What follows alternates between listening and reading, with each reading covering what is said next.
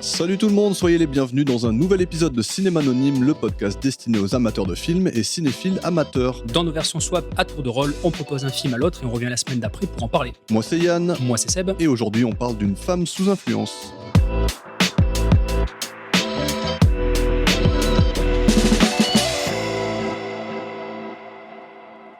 Doc Emmett Brown. Ouais, fou. Vraiment? Oui, Ok. t'aurais dit non? C'est un savant. C'est un savant fou. C'est un savant fou. Ok. Ok, je te l'accorde. Ian Malcolm. Bah pareil dans ce cas-là. C'est un scientifique. La théorie du chaos. C'est le jeu le plus dur du monde au final. Ouais, c'est pas faux. Martha Riggs. Pas fou, Pas fou. pas fou, Faut être cinglé pour se jeter de tout un immeuble. Hein, pour sauver un mec. certes. Ouais, mais c'est dans le comportement, dans la logique du mec, tu vois. Ah oui, dans sa logique, il est fou. Donc toi tu dis oui là sur Moi lui? j'aurais dit oui. Ok, on est déjà pas d'accord. Teddy Daniels. Bah ouais.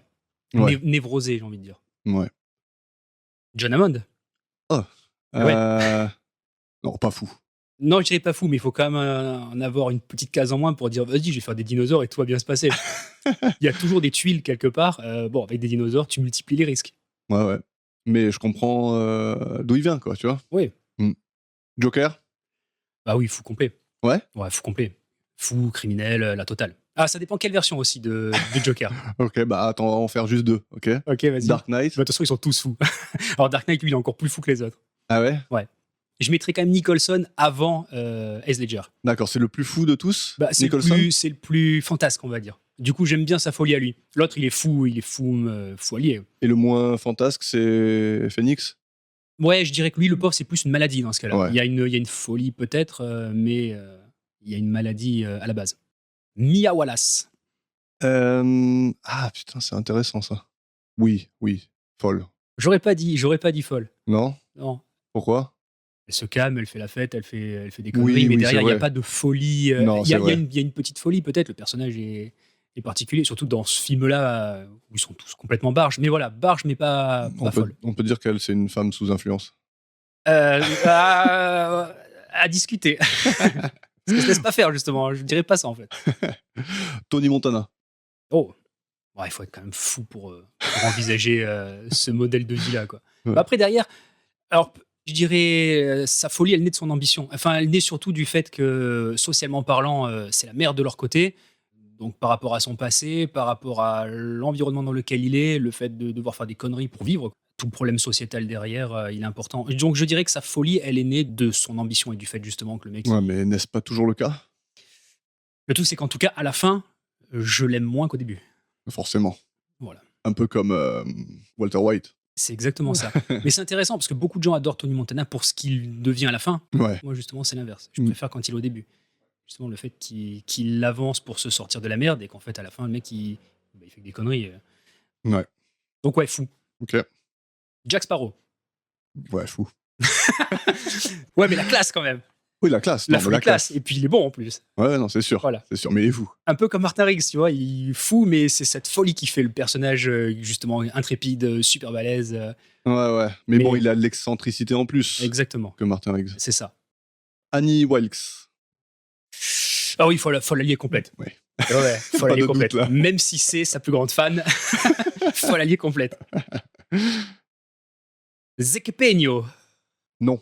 Non? Non. Putain, moi j'aurais dit oui. Mais en fait, à chaque fois, c'est le même problème. Et oui, c'est ça. C'est que moi, je vois la source du problème, tu vois. Ouais. Et la source du problème, c'est pas sa folie. Non, C'est son environnement. exactement. Voilà. Mais derrière, t'as d'autres mecs dans son environnement à lui qui prennent d'autres directions. Et lui, dès le plus jeune âge, il fait des trucs qui sont fous complets. Ouais, peut-être, ouais. Ouais. Ursula? Ouais, je dirais non. Non. Parce que bon, il y a peut-être un peu de folie chez elle, surtout quand elle chante. Mais non, après, c'est juste voilà, dominatrice. Elle veut le pouvoir. Donc elle est prête à tout pour l'avoir. Ouais. Si elle est folle, on est un peu tous fous, quoi. Ouais, après derrière, pareil, ses agissements, ils sont pas fous, ils sont méthodiques, ils sont calculés. Ouais. Je dirais pas qu'elle est folle. Elle, c'est mon baddie de Disney préféré. Ok, d'accord. Avec Scar. Scars, je suis d'accord. Ouais. Ouais, carrément. Ouais, ouais, Scars, ouais. Bah déjà, le mec, voilà, quoi, pareil, ambitieux, tout ce que tu veux, mais lui, il va jusqu'au bout. Ouais. Lui, il a pas peur de salir les mains, de salir les pattes. Bah, elle non plus, hein. Non, mais lui, il bute son frère. Ouais, c'est vrai. Voilà. C'est vrai que c'est un peu plus méchant. Ah ouais, il petit bute peu. son frère et puis il est prêt à buter son neveu, quoi. Ouais, Voilà. La classe. effectivement. Voilà, classe. On reste dans Disney. Allez, Mary Poppins. est-ce que Mary Poppins est tarée? Je dirais pas taré. On parle de folie depuis le début. Oui, bah, c'est pareil, c'est synonyme, non? Ouais, ok, d'accord. Non. Non, taré, non, je suis d'accord. Non, elle est pas folle. Folle non plus. Mais il y a un truc quand même chelou quand même. Ouais, mais je lui laisserai mes enfants, tu vois. Ah, moi aussi, carrément. Voilà, donc toute la liste que je t'ai dit avant, peut-être pas, tu vois. Non, moi non Tony plus. Montana, peut-être pas. Tu Ah, vois. ah, on est d'accord, on est d'accord. Ok, et t'en as un dernier ou pas? Le dernier des derniers, Vas-y, Ace Ventura. pas fou.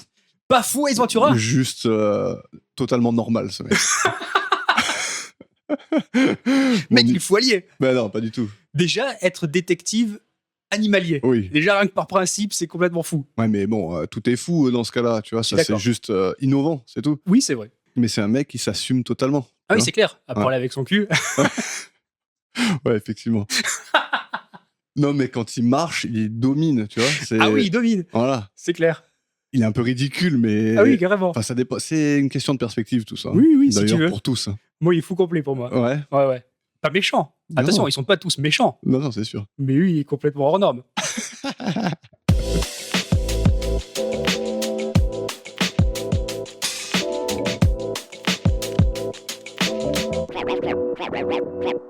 Cinéma anonyme. Allez, c'est parti. Alors, je vais commencer en faisant la petite fiche technique du film. Allons-y. On est parti. Alors, Une femme sous influence, sorti en 1974, écrit et réalisé par John Cassavetes. Alors, si vous voulez une description extensive de cet homme et de sa carrière, je vous conseille l'épisode 8 du podcast Un jeune chez Colombo, où Seb lui-même nous dit tout ce qu'il y a à savoir, vu qu'il a réalisé et joué dans cet épisode Symphonie en noir.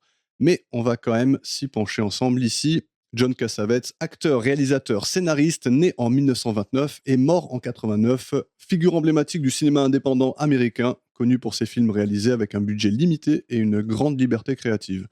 En collaborant souvent avec les mêmes acteurs, dont certains présents dans notre film du jour, il a su créer une vraie famille du cinéma autour de lui. En tant que réalisateur, John Cassavetes, c'est tout d'abord Shadows en 58, qui s'est vu être nominé 4 fois au BAFTA, mais c'est aussi La balade des sans-espoir en 61, Un enfant attend en 63, Faces en 68, Husbands en 70, son premier film en couleur, Ainsi va l'amour en 71, Meurtre d'un bookmaker chinois en 1976, Opening Night en 77, Gloria en 80, Torrent d'amour en 84 et Big Trouble en 86. Très attaché à sa famille, il a souvent puisé dans son propre foyer et sa vie perso pour nourrir ses films. Mhm. Ses œuvres explorent la richesse des réactions humaines, la question de l'identité, de l'aliénation et des émotions en général. En tant qu'acteur, et cette fois-ci je ne vais pas tous les citer, son premier rôle crédité fut en 55 dans Nuit de terreur, puis on a eu Face au crime en 56, après quoi, sans citer ses propres films une nouvelle fois, on peut citer Les 12 salopards en 67, Très bon film. ouais, que tu m'as fait découvrir il n'y a pas trop longtemps, Mhm. aux côtés de Lee Marvin et Charles Bronson, entre autres. Rosemary's Baby en 68, que j'ai toujours pas vu, Très bon film aussi. ouais, que je vais m'empresser de mater très bientôt, je pense. Puis on a Mickey et Nicky, avec son ami de toujours Peter Falk, Exact. Tempête en 82, Marvin et Tige en 84, jusqu'à son dernier rôle crédité dans son propre film auprès de sa femme Jenna Rollands. Parce que oui, dans Une femme sous influence apparaissent à l'écran son meilleur ami et sa femme, tous deux faisant bien sûr partie de sa famille du ciné, dont je parlais tout à l'heure. Peter Falk a dit de lui qu'il était l'homme le plus fervent qu'il ait jamais connu et qu'il ne copiait personne. Pour ce qui est des séries, il y en a eu beaucoup aussi, donc on va pas s'éterniser, mais citons ces 27 épisodes de Johnny Staccato, vu que c'est lors du tournage de cette série qu'il a rencontré la femme qui partagera sa vie jusqu'au bout. Sinon, c'est 4 épisodes de L'Homme à la Rolls et surtout un épisode de Columbo, comme cité précédemment. Il est l'un des rares réalisateurs à avoir été nominé aux Oscars pour sa réalisation, son écriture et son jeu d'acteur. Il était un homme intense, réaliste, sensible, innovant et fascinant, et je trouve personnellement qu'il porte tout ça sur sa tronche et qu'il pue non seulement la classe, mais aussi l'authenticité. Désolé, c'était un peu long, mais nécessaire.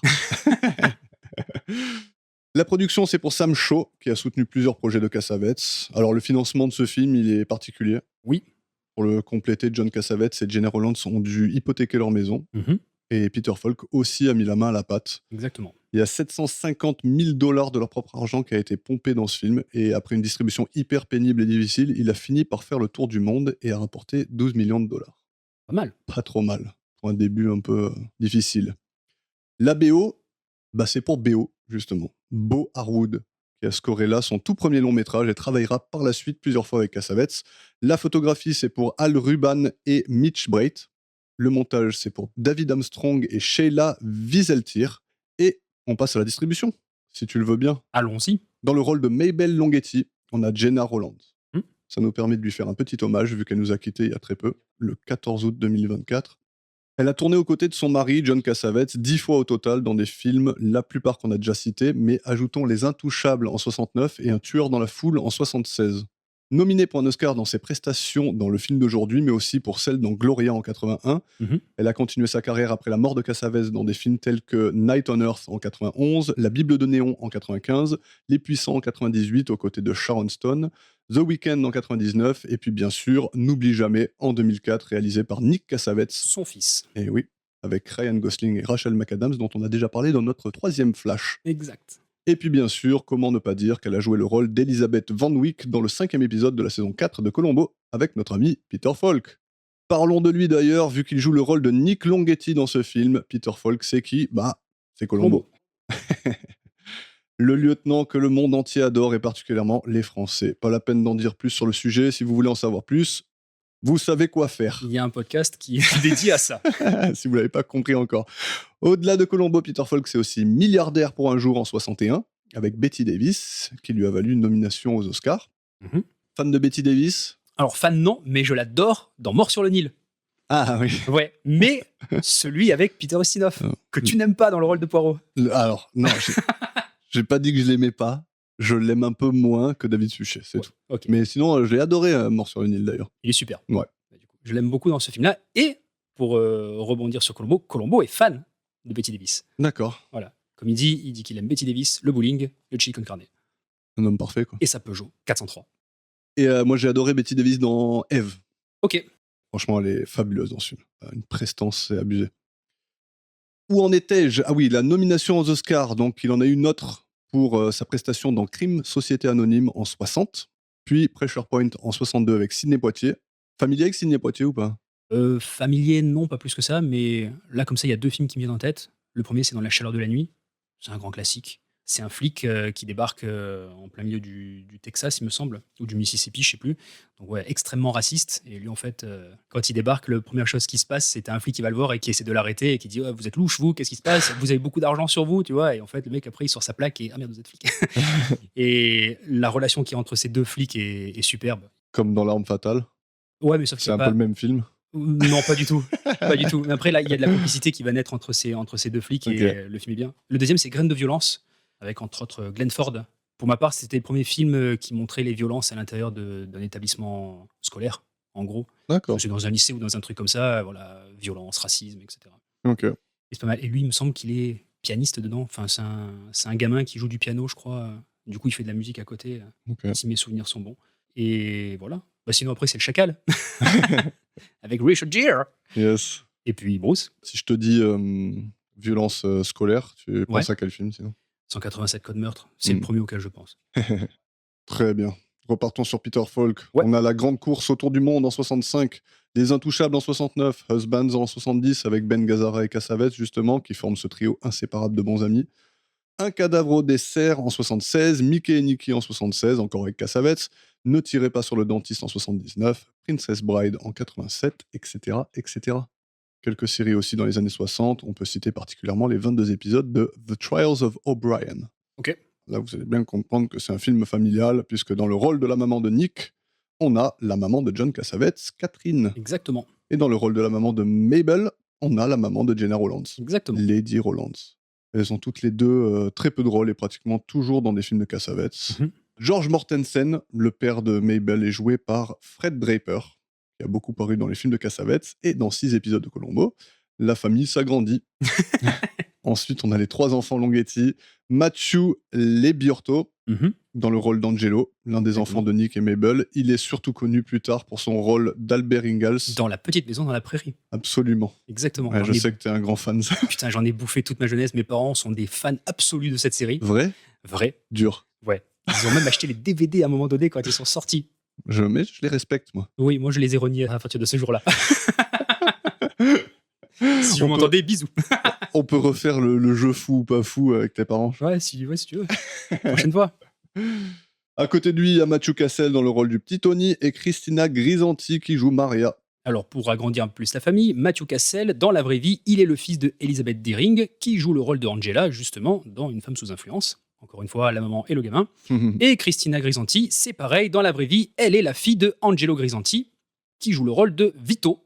Et en dernier lieu, on a Mario Gallo qui joue le rôle d'Harold Jensen, le mec totalement apeuré par le comportement de Mabel et qui s'inquiète pour ses propres enfants. Exactement. Il a aussi joué dans Raging Bull en 80, King Kong en 76 et sans oublier, bien sûr, Ultime Violence Ninja 2 Oh en 83, un grand classique.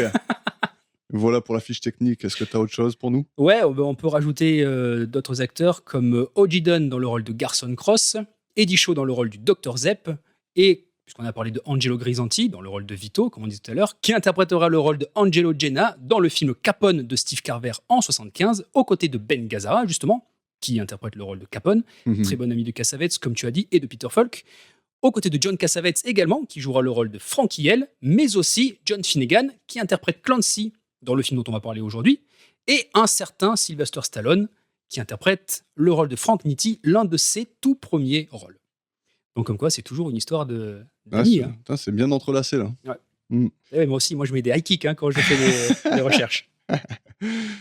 Bon, en tout cas, Richard Dreyfuss, l'acteur qu'on peut apercevoir dans Les Dents de la Mer, Rencontre du troisième type et Adieu, je reste, entre autres, a dit, et je cite, « Mon premier visionnage de ce film fut tellement déchirant que j'en ai vomi. » Donc, ma première question pour toi, Seb, est-ce que tu en as vomi? Non, est-ce que tu as aimé le film? Alors, avant de répondre à est-ce que j'ai aimé ou pas, je voudrais juste dire ceci. Depuis le début de notre podcast, on parle essentiellement, pour ne pas dire quasiment tout le temps, de films narratifs. Donc, qu'est-ce que sont des films narratifs? Ce sont des films qui présentent des récits et des personnages crédibles qui contribuent à persuader le public que la fiction qui se déroule est authentique. Ce sont donc des films qui, toute proportion gardée, racontent une histoire, un événement ou un récit fictif ou romancé.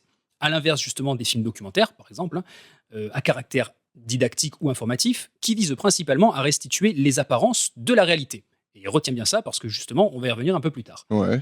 Aujourd'hui, plus que jamais, justement, avec les nouvelles productions issues des gros studios ou des plateformes, quand on lance un film, on est plus ou moins conditionné par un certain type de cinéma. Et du coup, en lançant Une femme sous influence, après une vingtaine de minutes, une trentaine de minutes... j'ai reçu un message. Exactement, je t'ai envoyé un texto. Alors pour la petite histoire, j'ai fait pause, je me suis levé, je suis allé prendre 2 biscuits, le temps de grignoter, et juste avant de revenir pour mettre le film, j'ai pris le téléphone, je t'ai envoyé un texto, et je cite, comme ça on est transparent, « Mec, je suis en train de regarder Une femme sous influence, c'est chelou sa race !» Ok, qu'est-ce qui t'a amené à dire ça alors? Ben justement, au bout d'une demi-heure de film, j'étais complètement dérouté parce que mes repères habituels n'étaient pas là. Alors, il faut juste que je te remette un petit peu tout ça en ordre. C'est 3, 4, 5 derniers films que je me suis tapé. Je suis allé voir au cinéma Twisters. Je suis allé voir au cinéma Deadpool versus Deadpool et Wolverine. Ouais. Je me suis remis Alien 1. Et aussi, sûrement, Predator. Et Predator également. Je me suis remis tout un tas de films qui sont normés, on va dire. Et donc, bref, sans trop rien dire pour le moment, je me suis fait avoir. Et c'est une bonne chose de se faire surprendre. Enfin, c'est con, mais par rapport à tous les autres films que j'ai vus récemment, quand je me suis lancé celui-là, et surtout par rapport au titre, en fait, je me suis fait une idée du film. J'étais parti sur quelque chose, et au bout de 20 minutes, j'arrivais pas à voir où le film voulait aller. Ouais. Et je pense que c'était ça le problème. C'est frustrant dans ce cas ou pas? Ben, en fait, non, mais à un moment donné, je me suis dit, mais arrête de penser quoi que ce soit, regarde le film et prends-le pour ce qu'il est. C'était quoi ton idée a priori? On va en parler justement pour éviter les spoils, mais on va dire que voilà, je me suis mis dans un mood particulier. Dès que j'ai lancé le film, je me suis retrouvé catapulté vraiment ailleurs. Quand je dis le mot dérouté, c'est véridique. Voilà, je me suis retrouvé face à un truc où je ne savais pas du tout ce qui se passait. Ce qui est une très bonne chose, parce que quelque part, c'est bien aussi de découvrir d'autres films, d'autres cinémas. Et puis, c'est aussi ça, de temps en temps, te faire un peu secouer, de sortir un peu dans ta zone de confort, c'est bien. Carrément. Sauf que j'ai tellement été conditionné sur de la marvelisation ces derniers temps sur certains trucs. Voilà, à un moment donné, j'ai complètement zappé qu'il y a des gars qui font autre chose. Ouais. Mais en plus, c'est intéressant parce que c'est un peu le but de Cassavetes à la base. Mais carrément. C'est de changer le cinéma un peu, quoi. Alors, je dirais pas changer le cinéma, mais en plus, la manière dont lui faisait des films, Hmm. pour en avoir parlé déjà tous les deux à plusieurs Ouais. reprises, c'est exactement ce qu'on retrouve dans ce film. Ouais. Déjà, le fait d'avoir des potes, tu l'as peut-être pas précisé, mais c'est un de ses traits de cinéaste, c'était vraiment d'allumer la caméra, de dire action, et allez-y les gars, à tourner, quoi. Ouais. Je vais pas dire laisser de la place à l'improvisation, mais si l'acteur à un moment donné avait une envie particulière de jouer une certaine scène, Ouais. Cassavetes le laissait faire. Mm. Et il accordait une réelle importance sur ça, sur le jeu de l'acteur. S'il fallait qu'il change le script parce que l'acteur sentait qu'il pouvait le jouer différemment, Ouais. il n'hésitait absolument pas. Il y avait Et une je certaine trouve- liberté. Ouais. Ouais, et je trouve que dans ce film, c'est quelque chose qui est palpable. Ouais. Tu le vois à quasiment toutes les scènes. Alors j'ai vu une interview de Peter Falk et Mhm. Gena Rowlands justement qui se passe dans les années 2000, donc bien après la mort de Cassavetes. Ok. Et donc, il reparle de ce film. Elle dit clairement quand même qu'il y a zéro improvisation dans tout le film, quoi. J'imagine. Que chaque mot est écrit, que les gens se méprennent sur la quantité d'improvisation dans le film, quoi. Ouais. Tellement ça semble réel, quoi, en fait. De toute façon, c'est ce que disait Cassavetes lui-même. Il aimait pas l'improvisation. Il aimait quand même avoir une idée de ce qui allait se passer. Ouais. Voilà, c'était quand même des films qui étaient écrits, mais lui, il réécrivait sans cesse. Le seul film pour lui qui était vraiment improvisé à 100%, c'était Shadow, justement. Parce D'accord, qu'en plus, c'était son tout premier film. faut que je vois. Ouais, il y a plein de trucs dans le film. En fait, les acteurs ne sont pas des acteurs officiels, c'était des étudiants, je ne sais Ouais. plus exactement, il y Ouais, avait un j'ai cadre vu. particulier. J'ai vu sur l'affiche, genre je connaissais personne, quoi. Non, mais même, c'était pas des acteurs pros. Et ça se voit un peu. Ouais, mais c'est surtout que en fait, il a monté le film, il a filmé, je sais plus, j'avais vu une interview de lui, en fait, il a fait son film comme une partition de jazz, en fait. Ok. Donc avec des instruments qui arrivaient dans tous les sens, quelque chose de cacophonique, mais qui fait un ensemble, quoi. C'était expérimental. Alors, plus ou moins, Ouais. plus, ouais, en tant que premier film, peut-être qu'il se testait aussi. C'était celui-là qui durait genre 8h30 sur son cut à lui. Non, Je sais c'était plus pas lequel celui-là. Je c'était, crois que ça. c'était Faces. Ah, Faces, ouais. où il a mis 2 ans pour le monter. Il a Ouais. fait appel à un autre gars aussi pour l'aider parce qu'il n'arrivait pas à le tronquer. Le film, il faisait 4 heures, je crois. Ouais, il n'arrivait se pas à rendait descendre en fou. dessous. Il se rendait Ouais. fou. Il a mis 2 ans ou 3 ans pour faire un montage final. Ouais. En tout cas, pour revenir à Une femme sous influence, ça se ressent, ça, justement. La Ouais. liberté des acteurs. Alors, je dirais pas la liberté des acteurs, puisque rien n'était improvisé, mais justement le fait de les laisser Ouais. jouer et de les laisser vraiment partir très très loin. Par contre, justement, dans la même interview, elle disait que des fois, Mhm. ça tournait et les acteurs ne savaient pas que ça tournait encore. Notamment dans une scène dont on va parler plus tard. Ouais. Ouais. Ça, oui, John Cassavetes, c'était son truc. Il Ouais. arrivait, il mettait une bobine, action, et c'est parti. Ouais. Et d'ailleurs, c'est pour cette raison que ces montages étaient très longs, parce qu'il y avait des kilomètres de bobines, Ouais.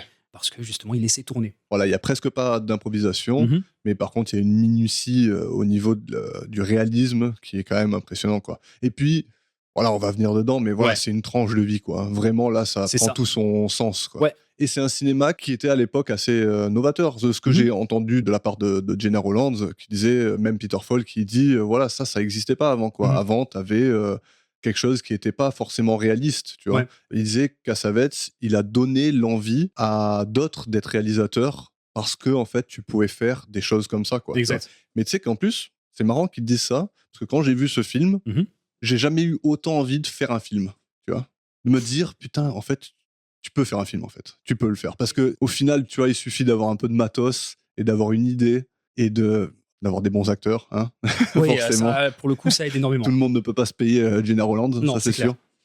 Sans dire que, bien sûr, je ne vais pas faire de film, hein, clairement. Mais c'est vrai que c'est un film qui donne envie, tu vois, je trouve. Alors, je dirais pas que c'est facile de faire un film par rapport à ce que tu dis. Non, ok.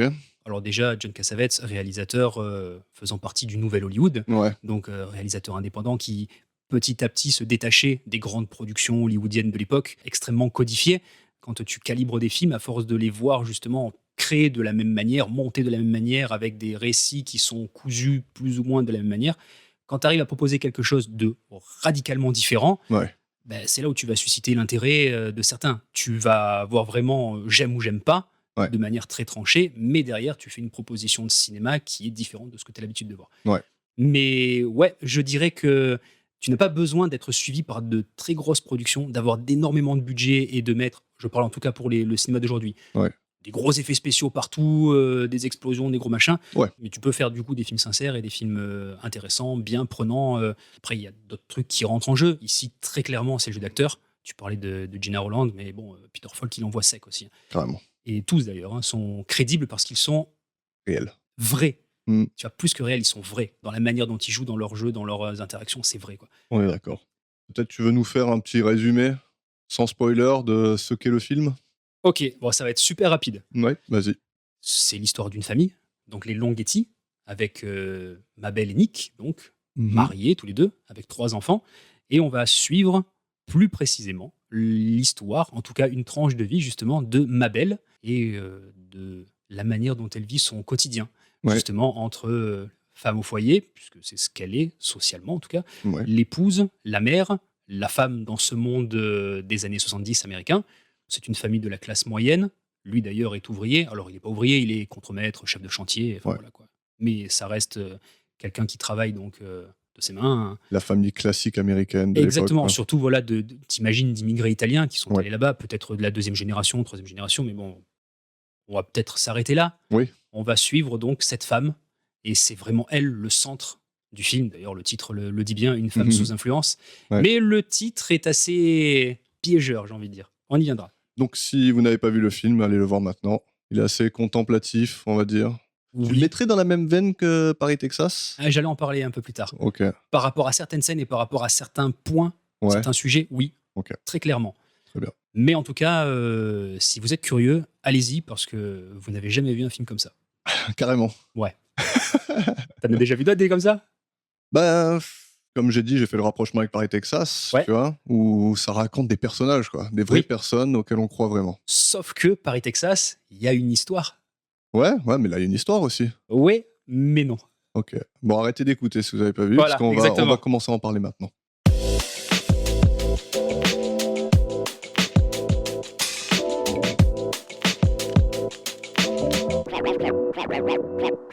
Cinéma anonyme. Il n'y a pas d'histoire, donc. Alors, je dirais pas qu'il n'y a pas d'histoire. Mais l'histoire, c'est très clairement pas le truc qui est intéressant dans le film. D'accord. C'est justement les personnages en eux-mêmes qui sont hyper intéressants. Et pas que les personnages, leur aspect extérieur, on va dire. C'est surtout Ouais. ce qu'il y a à l'intérieur d'eux et toutes les interactions que les personnages ont entre eux qui vont faire justement qu'il y a des trucs qui vont ressortir.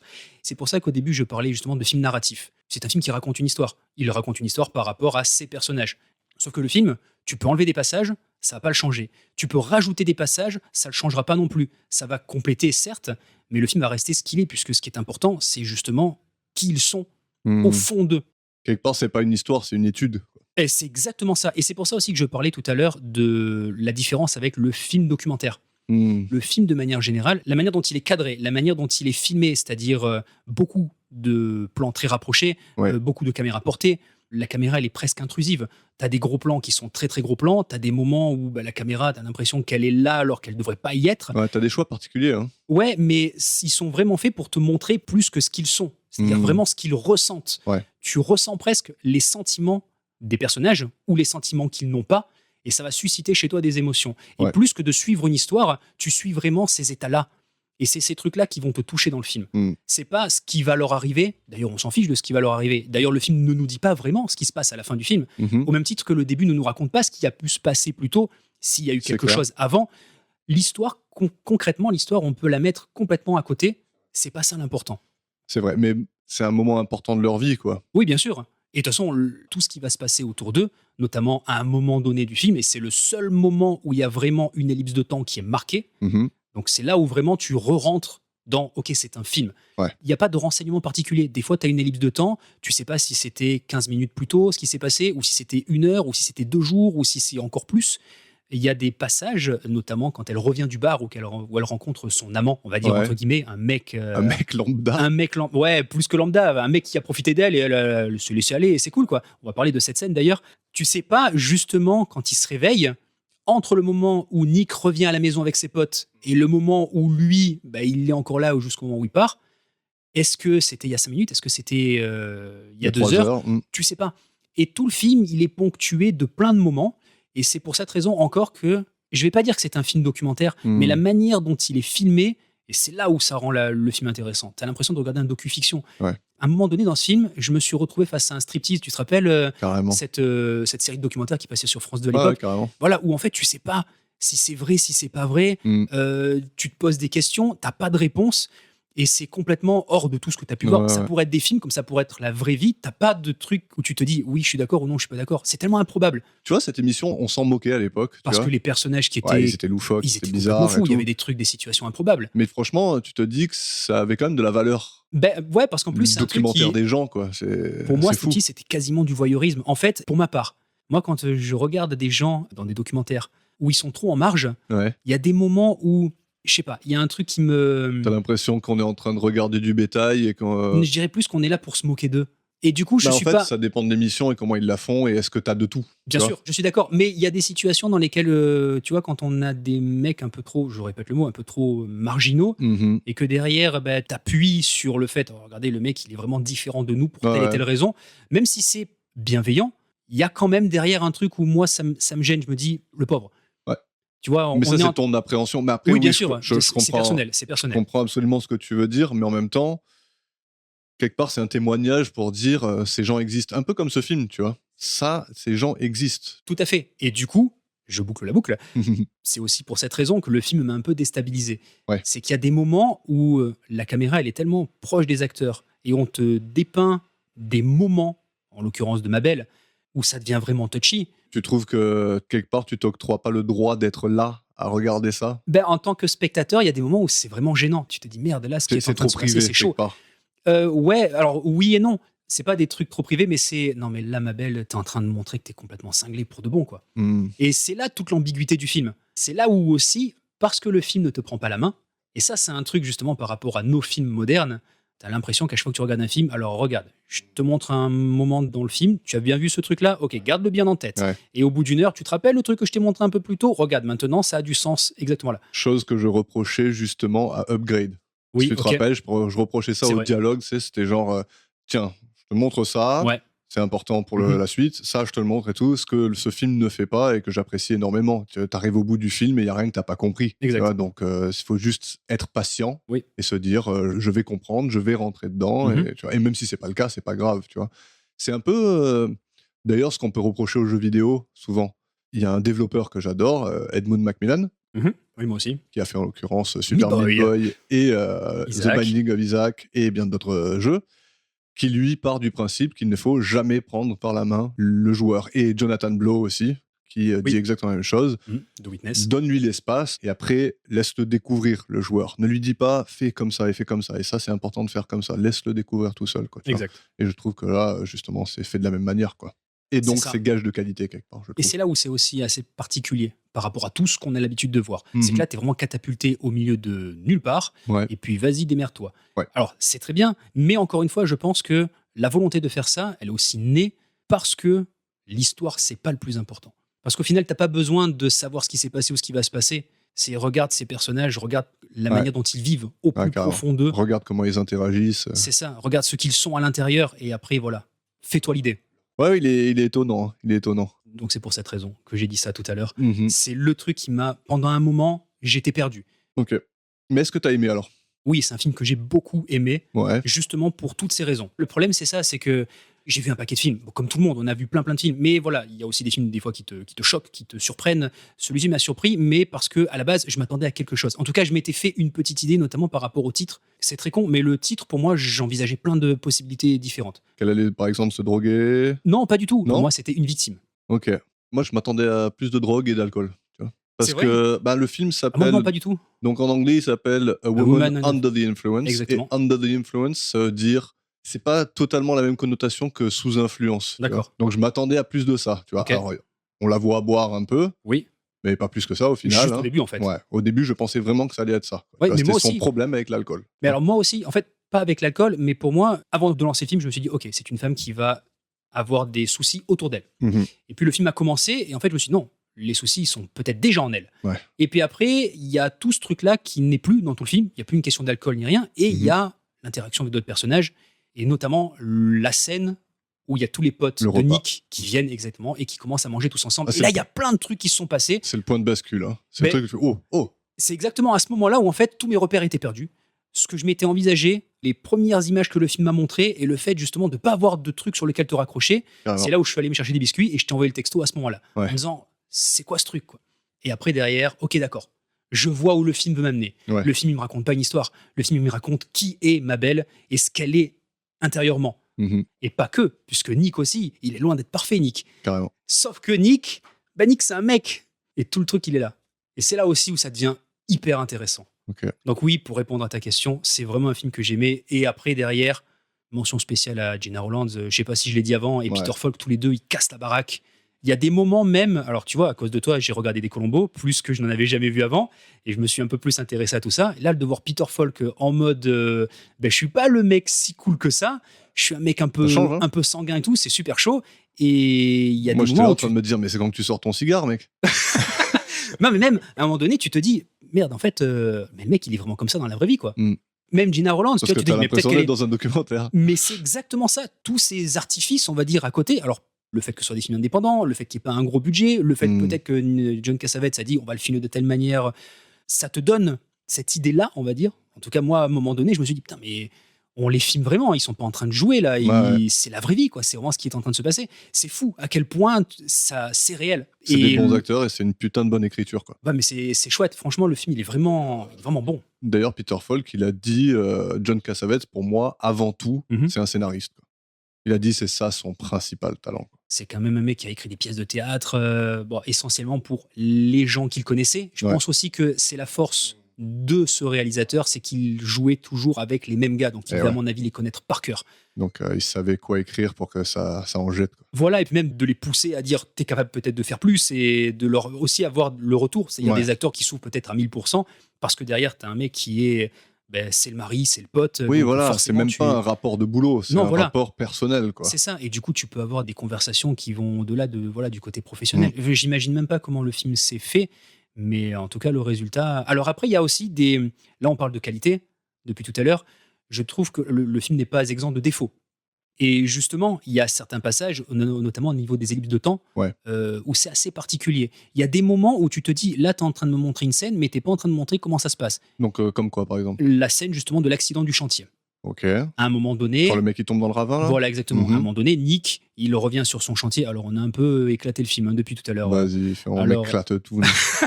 Mais quelque part, c'est bien, puisque je pense qu'il faut l'appréhender de cette manière, le film. Puisque l'histoire, en fait, on s'en fout. Comment on va faire pour raconter scène après scène? Ouais, il y a trop de scènes, mais voilà. On va revenir sur certaines scènes, mais vas-y.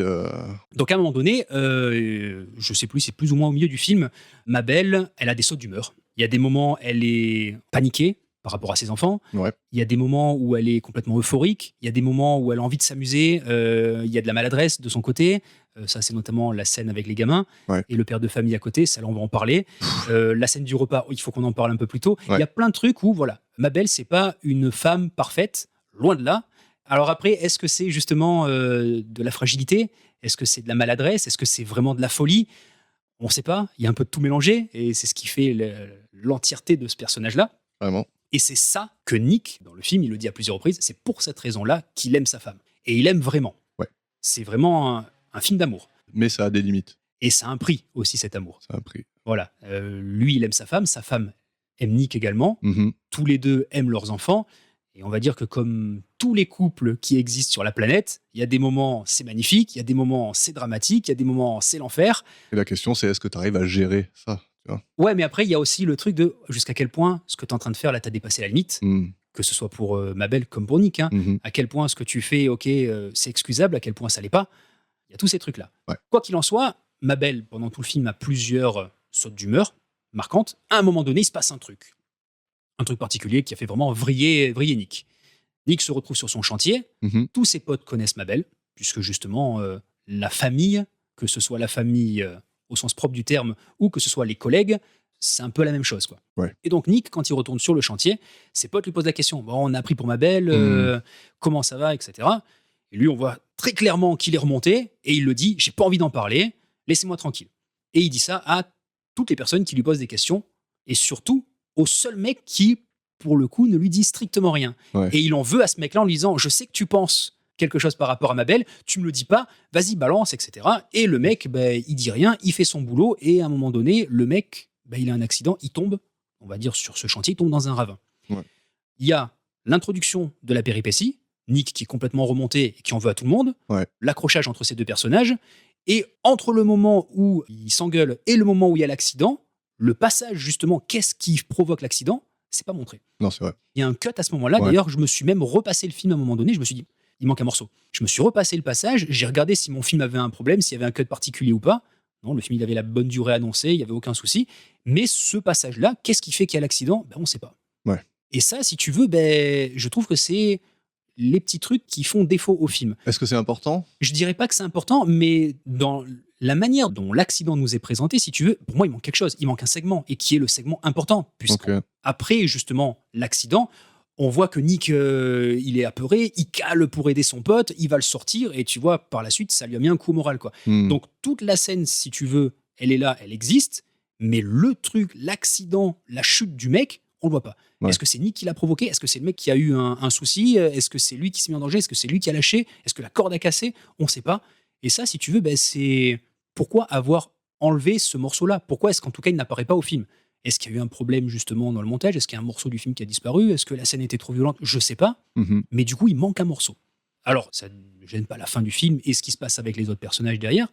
Mais voilà, il y a plein de petits trucs. Des fois, tu te dis pourquoi avoir fait ce choix-là? Je pense que c'est un choix plus qu'un manque ou qu'un accident de la pellicule ou quoi que ce soit. Je pense que oui, il n'y a pas d'accident. Avec, non, voilà, je pense que c'est des choix qui sont conscients. Et pour moi, ça, il y a un petit problème, quoi. Je sais pas, peut-être c'est pour justement créer de la dissonance. Peut-être aussi. Et ça marche. Parce que moi, à un moment donné, je me dis, merde, il manque quelque chose dans ce film. C'est pas normal. Et ça, il y a 2-3 passages dans le film où tu le retrouves, ces petits trucs-là. Pas spécialement dans le montage du film, mais des trucs où des fois, tu te dis, j'ai pas l'information qui me permettrait de mieux appréhender ce que tu me montres là dans la scène. Ok. Peut-être qu'on reviendrait un peu au début du film. Oui, on peut. Pour parler un peu des scènes importantes. Alors, on va pas faire scène par scène. Hein. Mais essayons de les faire chronologiquement, en tout cas. Ouais, voilà, exactement. Pour montrer justement la montée en puissance de la folie de Mabel. Folie entre guillemets. Hein. Parce que vraiment, dans la première demi-heure, c'est dur à voir. Hein. Mais on dirait on dirait une mère de famille, un petit peu névrosée, un petit peu speed, un peu... je dirais surtout beaucoup stressée, beaucoup tendue. Stressée, moi, à un moment donné, je me suis dit, c'est une femme qui est dépressive. Ouais, un peu. Mais elle m'a donné cette petite vibe de Meryl Streep sur la route de Madison. Ah, ok, tu vois, d'accord. de genre, elle est protectrice de ses enfants, Ça, oui. elle veut tout gérer. Alors, pas dans tout le film, hein, forcément, Meryl Streep, non, elle n'est pas folle. Hein, non, pas du tout. Mais un peu dans le début où elle est là, elle gère toute la maison, donc forcément, elle est toujours un peu essoufflée. Tu vois, voilà, elle veut tout gérer. C'est la mère de famille qui gère tout et qui fait de son mieux. Quoi. Je suis d'accord à 100% pour le personnage de Meryl Streep sur la route de Madison. Je le suis beaucoup moins pour le rôle de Mabel. Je parle vraiment du début. Hein. Donc, quand elle est avec ses enfants, qu'elle les met dans la voiture de sa mère et tout, à ce moment-là, j'étais pas là en train de me dire, oula, elle est un peu tarée, celle-là. Non, pas tarée, mais stressée. C'est-à-dire que là, les gamins. Stressé normal, quoi. Ouais, stressé plus quand même. Hein. Elle fait 50 allers-retours dans la maison. Tu vois qu'il manque un truc, non, machin, oui. Même elle dit à sa mère, ah, le pote encore là. Mais quand c'est le début du film, tu sais pas à quoi t'attendre, tu peux te dire, bon, bah, c'est une femme un peu comme ça. Tu vois, c'est un peu. C'est son état. Tu te dis pas, elle est pas normale. Non, pas du tout. Enfin, à ce moment-là, je me suis pas dit, elle est pas normale. Je me suis dit, voilà, elle est stressée, quoi, c'est tout. Ouais. Voilà. Et après, arrive le moment où il y a Nick qui lui pose un lapin, qui a besoin de rester la nuit pour bosser sur ses tuyaux. Et donc, il va l'appeler pour lui dire, elle va boire pas mal, puis elle va partir dans un bar. Elle va rencontrer un mec qu'elle fait semblant de connaître. Ouais. Lui, il comprend rien à ce qui se passe, mais il profite de la situation. Bah si, il a très clairement compris, le mec. Qu'elle avait faim. Eh oui, c'est pas compliqué. Tu vois une femme qui arrive dans un bar comme ça, à moitié allumée, qui dit je veux boire, ah mais tes machins, lui mettre les mains partout, etc. Oui, lui le gars, mais elle a pas faim. Bah c'est ça aussi tout le truc. Pourquoi tu agis comme ça? Parce qu'elle est décalée, parce qu'elle arrive, il y a un mec, elle sait pas qui c'est, elle lui dit ah, Nick, il m'a encore posé un lapin, je suis un peu dégoûté, alors que j'avais mis les enfants et tout. Et lui, il dit non, mais je sais pas qui vous êtes. Il se présente, il donne son prénom, et elle lui dit ah oui, bah bien sûr, oui, je sais qui tu es, mais alors qu'elle sait pas qui c'est. Mais ça, c'est pas un problème. Ça, effectivement, tu ouvres une conversation de n'importe quelle manière qu'il soit, maladroit ou pas, il y a pas de problème. Mais après, il y a des trucs, tu peux pas faire des choses comme ça, encore moins quand tu es une femme. Oui. Mais bon, après, alcool et tout ça, ok, oui, non, d'accord. Ok, d'accord. Alors, tu as raison. Pour cette scène, je te donne raison. Mais on va en reparler un peu plus tard de ça. Non, mais le truc, c'est que quand tu arrives à la fin du film et que tu comprends le personnage qu'elle est, cette scène te paraît plus normale. Tu vois, oui, à la fin du film. Logique dans. Celle-ci, finalement, effectivement, ça me dérange pas trop. Mais derrière, tu peux aussi l'apprendre de cette manière. Pour moi, quand la scène est arrivée, je me suis dit, bon, d'accord, elle s'est fait poser à lapin par son mari. Elle est peut-être dégoûtée. Effectivement, elle s'est peut-être un peu perdue dans l'alcool. Voilà. Elle a rencontré ce gars-là. Tu penses toujours pas qu'elle est. On est d'accord. Starbée, quoi. Elle a fait. Non, je dis pas qu'elle est starbée. Non, mais moi, voilà. je dis qu'elle est starbée. Oui. Mais à ce moment-là, tu le vois toujours pas. Non, mais même, tu te poses même pas la question. Tu te dis, bon, on va aller. Elle fait peut-être une connerie. Voilà. Il va y avoir un adultère. Elle a joué un jeu. Le gars, il a sauté sur l'occasion. Et puis elle se laisse tranquillement faire. Alors, oui et non, peut-être que voilà, il y a un peu Quand ils arrivent à la maison, Ouais, qu'elle lui il y dit a un non, peu de- non, arrête et tout. il y a un et peu de que- réticence, il y a un peu de réticence de sa part à elle, mais bon, la scène du lendemain, quand elle se Ah, réveille c'est un et peu qu'il est plus là, choquant, et non? ouais, voilà, c'est ça surtout le truc, c'est que tu te dis, l'alcool c'est fini, le fait peut-être qu'elle ait fait une connerie, c'est mis de côté, mais Ouais. après, bah, elle continue à discuter avec lui, et le mec il fait un peu comme s'il était là, chez lui, en tout cas il essaie de se montrer courtois, Hmm. de dire ouais je te fais un café, je te fais quelque chose, et elle cherche son mari, c'est là où tu commences à te dire bon d'accord, là Ah, mais elle l'appelle carrément Nick. elle l'appelle Nick. Ouais. Alors que là, il n'y a plus l'influence, entre guillemets, de Ouais. son mauvais jeu de mots, de l'alcool. Elle est complètement déphasée, quoi, à Voilà. partir de Et là. là, lui, il voit qu'elle est déphasée, Ouais. il se casse, et Alors, là, elle... on le voit même pas se barrer. non, on le voit pas, mais quand Mm. elle revient, elle regarde et elle se dit, il est où mon mari, quoi? Ouais. Sauf que moi, tu vois, à ce moment-là du film, Ouais, parce que justement, en parallèle de cette scène-là, ouais. il y a une autre scène où tu vois Nick qui est dans le camion avec ses potes, et Mm. qui dit allez, on va tous chez moi. Ouais. Et tu le vois arriver chez lui, se garer, il y a une voiture devant. D'ailleurs, tu sais même pas si c'est sa voiture ou pas. Moi, pour moi, quand je l'ai vu arriver, je me suis dit ok, le mec, il a vu la voiture. Et comme on n'a pas eu le départ de l'amant, On l'a eu quand même. mais non, Elle sort de la salle de bain, il est pas là. Hein. il est pas là, mais il est pas filmé. Mais à un moment donné, elle continue à parler avec lui, et tu sais pas en fait s'il est là ou s'il est pas là. Et tu le vois vraiment quand Nick rentre dans la maison, il est plus là. Ouais. Mais pendant tout ce moment-là, entre le moment où elle parle donc à personne à ce moment donné, et où Nick rentre, Mm. je me dis putain, il va tomber nez à nez avec le gars, quoi. C'est clair. Et là, ça va être le boxon. Ah oui, c'était dangereux sur le coup. Ouais, carrément. Mm. Mais il y a pas. Ouais. Alors l'ellipse de temps là, elle est bien foutue. Ouais. Parce que tu te dis, bon, c'était plus tôt. Ouais. De combien de temps peu importe, mais c'était plus tôt. Mais en tout cas, là, on commence à avoir la véritable apparence intérieure, on va dire, de Mabel qui nous est révélée. Carrément. On a une femme qui n'est pas... Ça commence là. Cette, Ouais. cette matinée-là, c'est là où tu te dis, oula. C'est un peu dur. Alors, je vais dire un truc qui est pas cool, mais c'est pas une femme normale. Hmm. Normale à prendre avec des pincettes. Hein. Ouais. Qu'est-ce que la norme? C'est toute la question du film. C'est hein. toute la question du film, au final. Qu'est-ce que la norme? Qu'est-ce qu'on attend de toi? Hmm. Tu vois, on attend d'elle qu'elle soit une bonne mère de famille, que ce soit une bonne femme. D'ailleurs, lui le dit, hein, il dit j'aime ma femme, elle fait bien la bouffe, elle s'occupe bien des gamins, je l'aime pour ça. N'est-ce pas normal, ça? Mais ouais, exactement. Mm. Lui, pour lui, c'est la femme parfaite. Et c'est un petit peu comme ça que tu envisages le monde actuel. Alors, je ne suis pas des années 70, hein, nous, on est des gamins des années 80. Mais bon, voilà. L'ouverture du film, c'est on a un mec qui est un chef de chantier, avec lequel ça se passe bien dans le boulot, apparemment, qui en plus de ça répond à son supérieur pour défendre ses potes.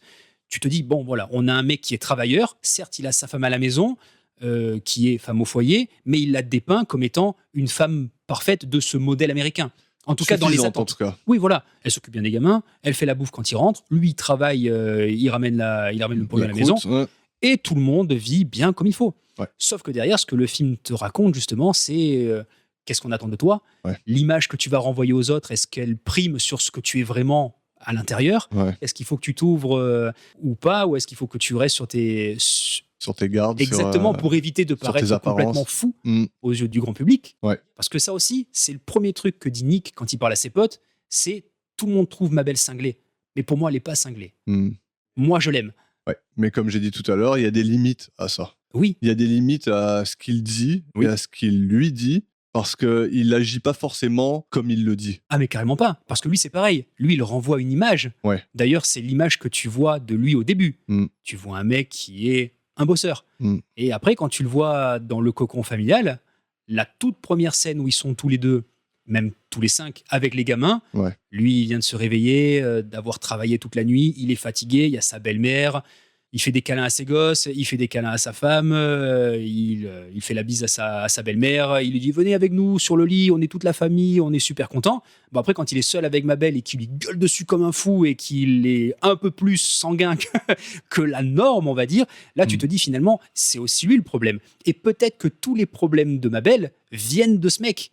Ça c'est intéressant. Ça. Mais c'est ça aussi qui est génial, c'est que le film il te catapulte à un moment de vie où t'as pas ce qui s'est passé avant et le film termine sans savoir ce qui va se passer par la suite. Ouais. Donc tu es toujours en train de juger les scènes que tu vas découvrir. Ouais. Tu te fais une petite idée par rapport à ce qui s'est passé avant, mais après tu juges la scène qui t'est dépeinte. Et la manière dont elle est filmée à chaque fois, je reviens encore une fois sur le cadrage, sur la position de la caméra en mode portée. Quand je disais le mot tout à l'heure, intrusive, il y a Ouais. des moments où tu te dis, putain là, la caméra, elle est en train de nous mettre en avant un couple qui va se mettre sur la gueule, quoi. Ouais. Je parlais tout à l'heure de fragilité et de folie pour Mabel, mais il y a peut-être des traumas qui sont antérieurs à tout ça. Et ça, à un moment donné, le personnage de Nick, il t'introduit peut-être cette notion. ma belle, si elle est comme ça, aussi stressée, aussi tendue quand elle est avec les gosses, le fait aussi qu'à un moment donné, elle s'ouvre complètement avec les gamins à danser le lac du Cygne, parce que peut-être qu'elle a besoin de s'amuser, peut-être qu'elle a besoin de penser à autre chose, peut-être justement que le fait qu'elle soit toujours avec des gamins, ben en fait c'est une gamine aussi quelque part. Tu peux te faire plein d'interprétations, mais il y a des passages où tu te dis, putain, quand tu vois Nick qui débarque, qui lui gueule dessus et qui lui lève la main et qui la fracasse, enfin, il la fracasse pas, quand il la gifle sévèrement et qui dit à ses potes, voilà ce que vous me poussez à faire à cause de vos agissements, ouais, tu peux te poser la question de le problème, c'est pas elle, le problème, c'est toi, mec. Sauf que toi, on te dira jamais rien, et je le répète, parce que lui, c'est un mec. Alors, parlons de la scène du repas. Parlons de la scène du repas. Parce que c'est une scène très forte. C'est à ce moment-là que je t'ai envoyé un texto. Ok. Voilà, pour resituer. resituer la chronologie de notre conversation du départ. Alors, la dynamique qu'il y a entre tout le monde est vachement intéressante. Ouais. C'est-à-dire que donc il y a tous ses collègues de travail qui viennent manger Oui. après le boulot, après genre 15 heures de boulot C'est ça. qu'ils ont enchaîné. D'affilée, jour et nuit. Voilà. Lui, il s'attend à ce que elle fasse la bouffe. Ouais, Et elle met les apparences, quoi. Mhm. Elle met son petit masque c'est ça. et elle essaye d'être normale devant tout le monde, d'être chaleureuse, de Oui. les accueillir. Et c'est tout ce qu'elle veut, c'est tout ce qu'elle essaye de faire. D'ailleurs, c'est ce qu'elle dit. Ouais. Elle le dit verbalement. Et elle est sincère. Et Enfin, oui, moi, quand- je la crois à 100%. Carrément. Cela dit, c'est vachement maladroit. Totalement maladroit. Ah ouais. Alors, ce que je voulais dire, c'est que moi, dans ce film, je comprends tout le monde. Moi, je le comprends, Nick. Je comprends Ah oui, Nick. je comprends Nick. Je Je le comprends. comprends ma belle. Je comprends tout le monde. Je comprends la mère de Nick. Oui. Ah, Je- alors, oui, moi aussi, je comprends tout le monde, mais chacun a ses défauts. Et Absolument. Ils ont tous leurs défauts. ouais, mais du coup, tu sais pas. Mais ils sont pas horribles. Je pense qu'au fond d'eux, ils sont pas méchants. Effectivement. C'est aussi un petit peu ce qu'essaie de te montrer le film d'une certaine manière. Personne n'est méchant et personne n'est vraiment fou. Mais derrière, il y a les sautes d'humeur qui naissent de plein de situations. Ouais. Voilà. Alors, Nick, là, on voit que c'est un homme qui est colérique. Mais là où je le comprends, c'est qu'à un moment donné, elle commence à dire n'importe quoi. Mais c'est Elle surtout. commence à être embarrassante, gênante, quoi. C'est exactement ça. Très gênante, quoi. Mais c'est même plus que par rapport à ce qu'elle dit, c'est Ouais. aussi ce qu'elle fait. Ah ouais, c'est Juste affolant. avant qu'ils se mettent à table, Mm. alors il y a plein de petits passages, on voit dans plusieurs pièces, donc on suit la cuisine, on voit celle à manger, t'as les mecs qui mettent la table, t'as les mecs qui font la bouffe, qui font la sauce, enfin c'est Peter Falk qui amène la sauce, C'est t'as les autres qui font les Très spaghettis. sympa, d'ailleurs. Ouais, Plus- c'est super plutôt, cool. C'est vachement convivial et Ouais, tout le monde, convivial. tout le monde vraiment s'y donne, quoi. Et c'est bien. Mais moi, il y a un truc qui me choque, c'est que t'as ma belle, elle dit bonjour à certains gars qu'elle connaît, elle leur fait la bise, tout va bien, et il y a un mec qu'elle embrasse très clairement dans une autre pièce. Et le mec, en plus, il lui met la main au cul. Ah oui, oui, oui. C'est vachement choquant. Ouais. Quand tu reviens par rapport à la scène précédente, tu te dis, à ce moment-là, c'était peut-être pas la première fois qu'elle allait dans un bar et Mm. qu'elle se laissait aller à un parfait inconnu. C'est possible. Le fait de voir ce mec qui a l'air d'être un pote en plus de son mari, qui lui met la main au cul, qui l'embrasse pleinement, et ils ont pas trop l'air de se cacher, quoi. Ouais. Tu te dis, bon, c'est pas la première fois. Ça semble être à peu près la norme, hein, parce que de toute façon, il lui met la main au cul, elle l'engueule, elle lui dit « Ah, mais pas tes chaussures pourries sur le sol et tout C'est ça. ». Il se casse et à la fin, il lui fait « Tu veux des spaghettis, toi ?» Ouais. Tu vois, donc c'est la norme. Et alors, cette norme, elle est pas normale. Ah non, ça c'est sûr. C'est des trucs qui sont aberrants. Oui, non, pas normal pour nous en tout cas. Ouais, mais pas pour normal pour l'époque, je sais pas. Tu vois Je sais pas non plus, mais Pourquoi derrière, pas les potes de ton mari qui viennent et qui te mettent un peu la main au cul, je sais pas. Tu vois moi je suis Nick à ce moment-là. Si je constate cette scène-là, déjà mon pote, je le fais passer par la fenêtre. Ouais. Bon, ils sont au rez-de-chaussée, il va pas avoir bien mal. En plus, le mec, c'est quand même un colosse, hein, c'est une armoire à glace. Le bonhomme, Ouais. quoi. Mais ma belle, c'est pareil. Comme ma belle, qu'est-ce qui se passe, quoi? Ouais. Et derrière, la scène de la bouffe, Mm. justement, c'est pareil, c'est une scène qui est tout aussi folle. Totalement gênante, quoi. Ah ouais, mais carrément. Alors, on a un plan fixe Oui. sur elle. Donc, Ouais. elle est au loin. Tu vois même les mecs qui sont vraiment en premier plan Mhm. et qui sont donc tout flous, quoi. Et en fait, pendant que la conversation, elle suit son cours, tu vois ses réactions à elle, quoi. Tu vois, Mhm. ses grimaces, ses petites mimiques du visage. Et tu sens qu'elle est déphasée complètement. Et alors, elle va faire 2-3 trucs. Elle va commencer à demander les prénoms de tout le monde, comme ça, en plein milieu de, D'une conversation qui d'une coupe tout le conversation. monde. Il y en a un qui va dire « Ah, moi j'ai 7 enfants », et l'autre, elle va lui dire ouais, « Et toi, t'as combien d'enfants ?» Et ça va blaguer et tout, ça va être Mhm. cool. Il y en a 2 qui commencent à chanter et tout. Et là, pendant qu'il y en a un qui chante, elle fait un truc Mais qui est fou. qui est fou. Le mec, il est en train de chanter, elle se lève, elle vient vers lui, et je ne peux décrire ça autrement qu'elle regarde dans sa bouche Mais pendant c'est ça. qu'il chante, quoi. Mais c'est ça. Elle tourne la tête de manière à regarder le fond de sa gorge, quoi. Ce qui n'a pas trop l'air de gêner le gars qui est en train de chanter. Non, ils sont tous au courant, en fait. Ben ouais. Ils savent qu'elle est un peu tarée, tu vois. Donc en fait, ils la laissent faire, ils en rigolent, ils disent ouais. Enfin, tu vois, ils sont obligés parce que qu'est-ce que tu veux faire d'autre? Comment tu veux réagir autrement, en fait? À part refuser l'invitation. Mhm.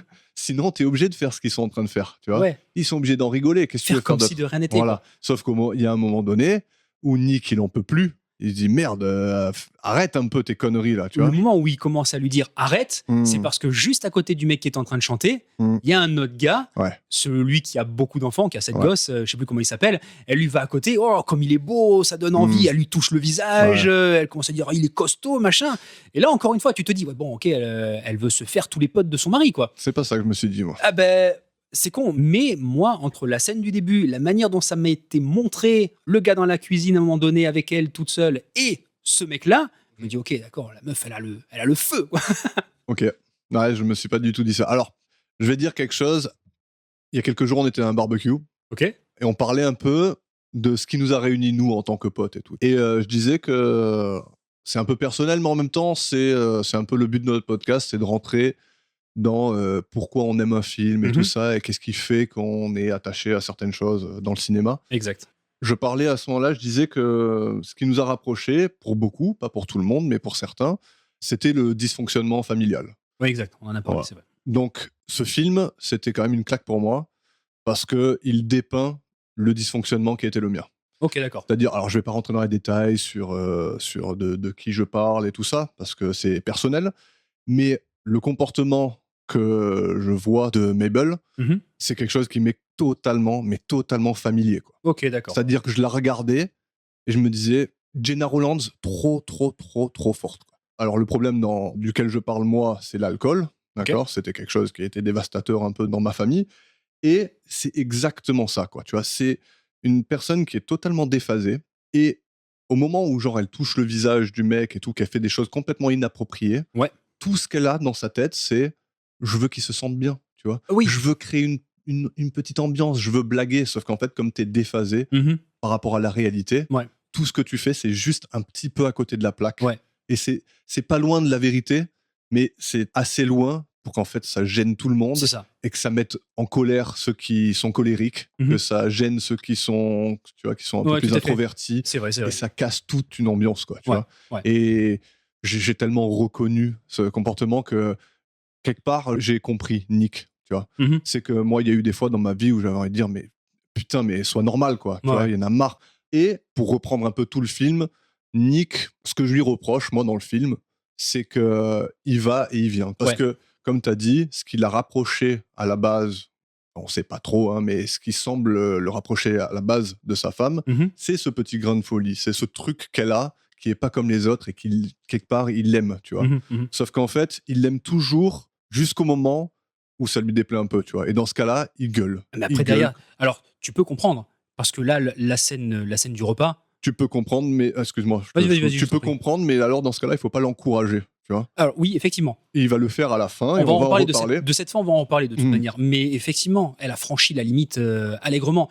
Tu comprends la saute d'humeur. Après, encore une fois, alors, t'as parlé de toi, j'ai parlé un peu de moi. Bon, on m'a toujours appris, on lave pas son linge en public. Ouais. Quand on a des greffes, que ce soit envers les parents, que ce soit envers ta copine, que ce soit envers n'importe qui, tu le fais dans le cercle de l'intimité. Quand il y a du monde autour de toi, à la limite, tu t'exprimes, mais Ouais. voilà, tu vas pas péter un scandale devant tout le monde.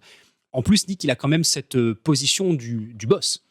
Là, devant ses employés, qui sont des mecs en dessous de lui, sur le plan hiérarchique, par rapport au boulot, Ouais. là, il montre très clairement que c'est un mec, faut pas le chercher. Ouais. Alors, quelque part, peut-être qu'ils le connaissent aussi sous cette facette-là, mais là, face à son épouse, devant ses collègues de boulot, après une journée de folie, d'ailleurs, la journée de folie, peut-être aussi que tu peux dire, ouais, il est fatigué, il s'est emporté. Mais bon, tu vois que la manière dont il la recadre, c'est un peu dur quand même. Et Ouais. après, le fait qu'il va en venir aux mains, tu vas te dire, bon, il est peut-être pas si sympa, et il est peut-être lui aussi à l'origine peut-être d'un souci chez elle. C'est en tout cas une des très nombreuses possibilités que le film peut nous donner. Je Ouais. pense qu'il n'y a pas de réponse exacte. Je pense que justement le film il te montre un paquet de possibilités. À toi après de faire justement ton choix. Après tu raccroches les wagons comme tu veux. Et je pense du coup, maintenant qu'on en a parlé, que les ellipses de temps présentées de cette manière, que certaines ruptures entre certaines scènes, le fait qu'il n'y ait pas toutes les explications, Ouais. c'est justement pour laisser place à l'interprétation. Et c'est pour cette raison, encore une fois, qu'on n'a pas une histoire dans le film. L'histoire, quelque part, c'est toi qui vas la construire. Et justement parce que les personnages, ils sonnent tellement justes Hmm. Ils sont tellement bien incarnés et les dialogues sont tellement bien écrits. Et même, il y a des moments où tu te dis, je regarde pas des acteurs, je regarde une vraie situation de vie, quoi. Ouais, Je pense que voilà, le film, il a été fait de cette manière. ouais, Et du coup, il sonne vrai pour ça. carrément. Mais ouais, c'était une scène assez particulière, celle-là. Hein. Ouais. Ouais, Bah, donc- c'est le moment où il y a quelque chose qui retombe, quoi. Tu fais ouf, ah ouais, Ouais. il y a quelque chose qui se passe, quoi. Et toute la réaction de Jenna Roland derrière, Mhm. c'est la perfection, quoi. Franchement, ce qu'elle fait, c'est la Ah, perfection. mais c'est Elle est déphasée Mhm. et elle comprend jamais vraiment exactement ce qu'on lui reproche. Et à ce moment-là, elle a le poids de tous les regards sur elle. Ouais. Elle a le poids des regards qui regardent leurs assiettes parce qu'ils savent pas faire autrement. Mhm. Et elle est là, elle regarde autour d'elle et elle grimace et il lui vient des tics nerveux. Et franchement, j'ai tellement de compassion pour elle, tu vois, tellement de compassion et lui dire à me dire putain, mais elle a pas besoin de grand chose pour être bien dans ce putain de monde, tu vois. Ouais. Et quelque part, elle se sent oppressée par tout ce qui se passe. C'est oppressant pour elle parce qu'elle trouve pas sa place et personne lui donne sa place. Je suis d'accord avec Mm. toi. Et c'est à partir de là, justement, où je me suis dit, OK, le film, en fait, il va me montrer ça. Je vais suivre ce personnage-là Mm. et je vais suivre ce que ce personnage ressent. Et l'histoire, on s'en fout. Ouais. Donc c'est à partir de là où vraiment je me suis plongé vraiment dans le film et où j'ai pris le film en pleine gueule. Ouais. Et les autres scènes qui vont arriver par la suite vont nous montrer des moments de Mm. malaise où tu peux te dire, justement, là, ma belle, c'est toi qui as déconné. Ouais. Ou là, t'as vraiment pas fait ce qu'il fallait. Ah, mais elle déconne souvent, hein. Elle Ah ouais, mais déconne carrément. souvent. C'est juste, elle est déphasée, quoi. Ouais, mais déphasé, à un moment donné, il y a des comportements et des agissements où tu te dis, là, elle est pas sous, justement, antidépresseur, ou elle est pas sous le biais de l'alcool ou d'autres Elle choses, est malade. ou de la violence de son mari. Par exemple, parlons d'une autre scène. À un moment donné, les gamins vont à l'école. Ou Ouais. je sais plus s'ils vont à l'école, mais en tout cas, ils repartent avec la grand-mère. La grand-mère les ramène. Mhm. C'est là où tout le monde est content, tout le monde se retrouve sur le lit. En plus, la grand-mère, les trois gamins, le père et la mère, tout se passe bien. Allez les enfants, repréparez-vous, prenez vos bouquins, etc. Vous repartez avec mamie, super, et ils repartent. Et à partir de là, dès qu'ils s'en vont, elle dit à son mari, c'est fou à quel point ils commencent à me manquer alors que ça fait à peine 5 minutes qu'ils sont plus là. Et là, Ouais. il y a une petite ellipse de temps, tu sais pas de combien, 15 minutes, une demi-heure, 2 heures, tu sais pas. Ouais. Et tu la retrouves dans la rue, toute seule, en train d'appeler ses gamins et de dire à tous les passants qu'elle croise, est-ce que vous avez l'heure ? Vous avez une montre ? Pouvez-vous me donner l'heure ? Mais la manière dont elle leur parle, c'est vachement agressif. Et là, elle est sous l'emprise de rien. Elle est juste stressée. Ah et non, mais elle est malade. ben, alors, elle est il est là le mentalement truc. malade. Est-ce qu'elle est mentalement malade ? Oui, sans aucun doute. Et je sais pas. Et est-ce que sa maladie, elle vient de quelque chose ? Est-ce que justement, à un moment donné, c'est un Alors problème oui, sûrement. Mais c'est une maladie mentale, quoi. C'est une maladie mentale qui, je le répète, ressemble beaucoup à l'emprise de l'alcool, quoi.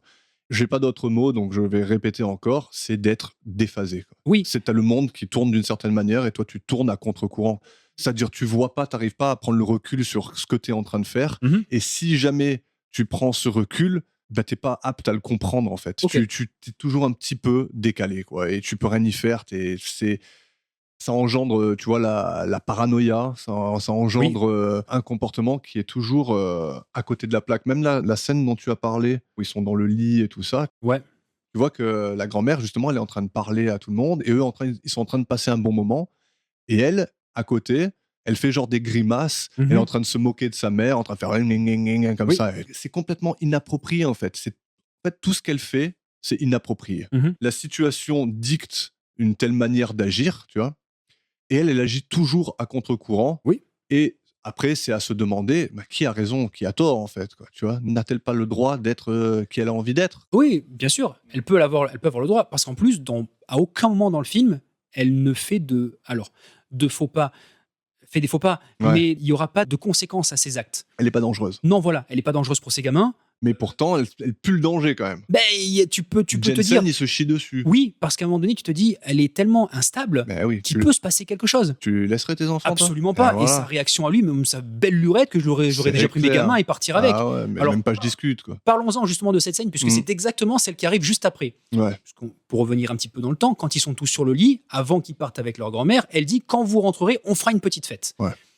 Donc, elle attend ses gamins dans la rue, elle attend le bus, Ouais. elle insulte tout le monde en fait pour avoir l'heure. Ça t'agit pas comme ça avec les gens. Là, c'est même plus le cadre familial ou le cadre social. C'est un individu au milieu de la rue qui est complètement stressé, Ouais. qui insulte des gens, Mais c'est normal, quelque qui est part. agressive avec les gens. Mais c'est parce qu'elle est hors de son cocon, tu vois. Elle est hors de son foyer, elle Oui, est, ok, elle est d'accord. dans le grand monde, elle est dans la jungle, quoi, tu vois. Ouais, ok. Elle est dans la jungle de la vie. tout ce qu'elle a, c'est de l'offensive pour se défendre, tu vois. C'est genre, c'est sa coquille, quoi. C'est, allez, tu rentres dedans, parce qu'en fait, t'as rien d'autre. T'as pas la justesse sociale, tu vois, qui fait que tu te fonds dans le truc. Ça, on peut le comprendre justement, puisque à part sa maison et ses gosses, bah, elle fait rien de plus, quoi. Non. Et clair. ça, justement, Voilà. quand tu la vois à l'extérieur, effectivement, tu vois que c'est pas son univers. Tu vois qu'elle ne le maîtrise pas, Ouais. qu'elle ne le comprend peut-être pas non plus. Carrément. En plus, il y a aussi peut-être cette hiérarchie sociale, puisque les 3-4 personnes qui passent à côté d'elle, en l'occurrence des femmes, Ouais. elles n'ont pas le même standing. Elle sort, tu as l'impression Oui. qu'elle sort en pyjama, elle a des vieilles claquettes aux pieds, alors que derrière, il y a des sacs à main super beaux. Mais c'est ça qui est intéressant, je trouve, dans le film, c'est que, comme j'ai dit, moi, je comprends tous les personnages. Et quand elle les croise comme ça, elle dit « Ah, vous avez l'heure ?» Ouais. Et que la femme, elle lui donne pas l'heure. Oui, elle est Et qu'elle dédaignée. lui fait, voilà, qu'elle fait comme ça, tu te dis, putain, c'est super agressif. Oui, Mais d'un côté, tu te dis, mais donne-lui l'heure, qu'est-ce que t'as, toi? Tu mais vois. justement, t'as même pas eu le temps de la regarder ou quoi que ce soit, qu'elle t'a déjà sauté dessus, Ouais, quoi. ouais, mais, La Mabel. C'est ouais. un peu dur. Mais en fait, c'est parce que. C'est dur à répondre, attention. Mais je comprends. Je dis pas que t'as tort, hein. Je sais pas, c'est quelque chose d'instinctif envers ces femmes qui représentent un peu la bourgeoisie, tu Oui, vois. peut-être. Et ben, t'as envie de, quelque part, d'avoir un peu ta revanche. Et elle, comme elle est tout le temps décalée, Ouais. elle sait pas faire, tu vois, elle le fait d'une façon qui est. Peut-être, et je te l'accorde, mais justement, on n'a pas toutes ces clés. Ouais. Et c'est ça le point fort du film, et en même temps un petit peu la limite, on va dire, de ce schéma-là. Ouais. C'est que, à un moment donné, il faut. Alors, je dis pas qu'il faut à bouffer pour pouvoir te faire ton idée, mais justement, la question est ouverte. Comment tu interprètes le film, c'est toute la question du film. Pour moi, ce film, c'est. J'ai même pas de réponse à donner. Non, il n'y a pas vraiment de réponse, mais quelque part, il n'y a pas de réponse. Il n'y a pas, Mais non, il il n'y y en a a pas pas. de question, en fait. Tu Bah, vois, c'est juste, suis le truc, et puis, Il y a une question, est-ce qu'elle est folle ou pas? Est-ce que Nick est dangereux en ou fait, pas? tu peux dire ça de tout le monde, il n'y a Oui, pas bien vraiment sûr. de réponse. Non, il y a quoi, pas de tu vois. réponse Il n'y à a pas donner. de réponse, parce que ça dépend fou par rapport à qui. Est-ce qu'un fou est-il fou, ou sommes-nous tous fous, comme dirait Akhenaton? Ouais, on est d'accord, sauf que, et c'est aussi ça le principe du cinéma, et en l'occurrence le principe même de filmer quelque chose, c'est que tu fais le focus. Donc à un moment donné, tu vas donner au spectateur, voilà, je te montre ça. Ouais. Fais-en ce que tu veux. C'est là où le film est intéressant, et je le répète, moi ma belle, je peux pas dire si elle est folle alliée, ou si justement elle est dépressive. Enfin, je n'arrive pas à donner de réponse à son mal. Et il est là tout le truc. Pour moi, c'est quelqu'un qui est dépressif, c'est quelqu'un peut-être qui se met trop de pression, sauf que le film ne le montre absolument pas. Ce côté pression, justement, c'est Ouais. peut-être quelqu'un qui a connu un trauma, sauf que le film ne me le montre pas. Je suis capable d'interpréter plein de possibilités différentes. Moi, pour moi, personnellement, son mari y est pour quelque chose. Ouais, mais ça, c'est Son une mari, il est pas tout blanc. C'est effectivement une interprétation. Mais c'est une Parce que interprétation. s'il faut, il y est pour rien. Exactement. Et du coup, tu peux te dire que c'est à la suite de tous ces agissements à elle que lui est devenu comme ça aussi. Ouais, Ça, le exactement. film me le Ouais. montre, mais derrière, je Carrément. n'ai pas les antécédents et je n'ai pas Ouais. non plus ce qui va arriver par la suite.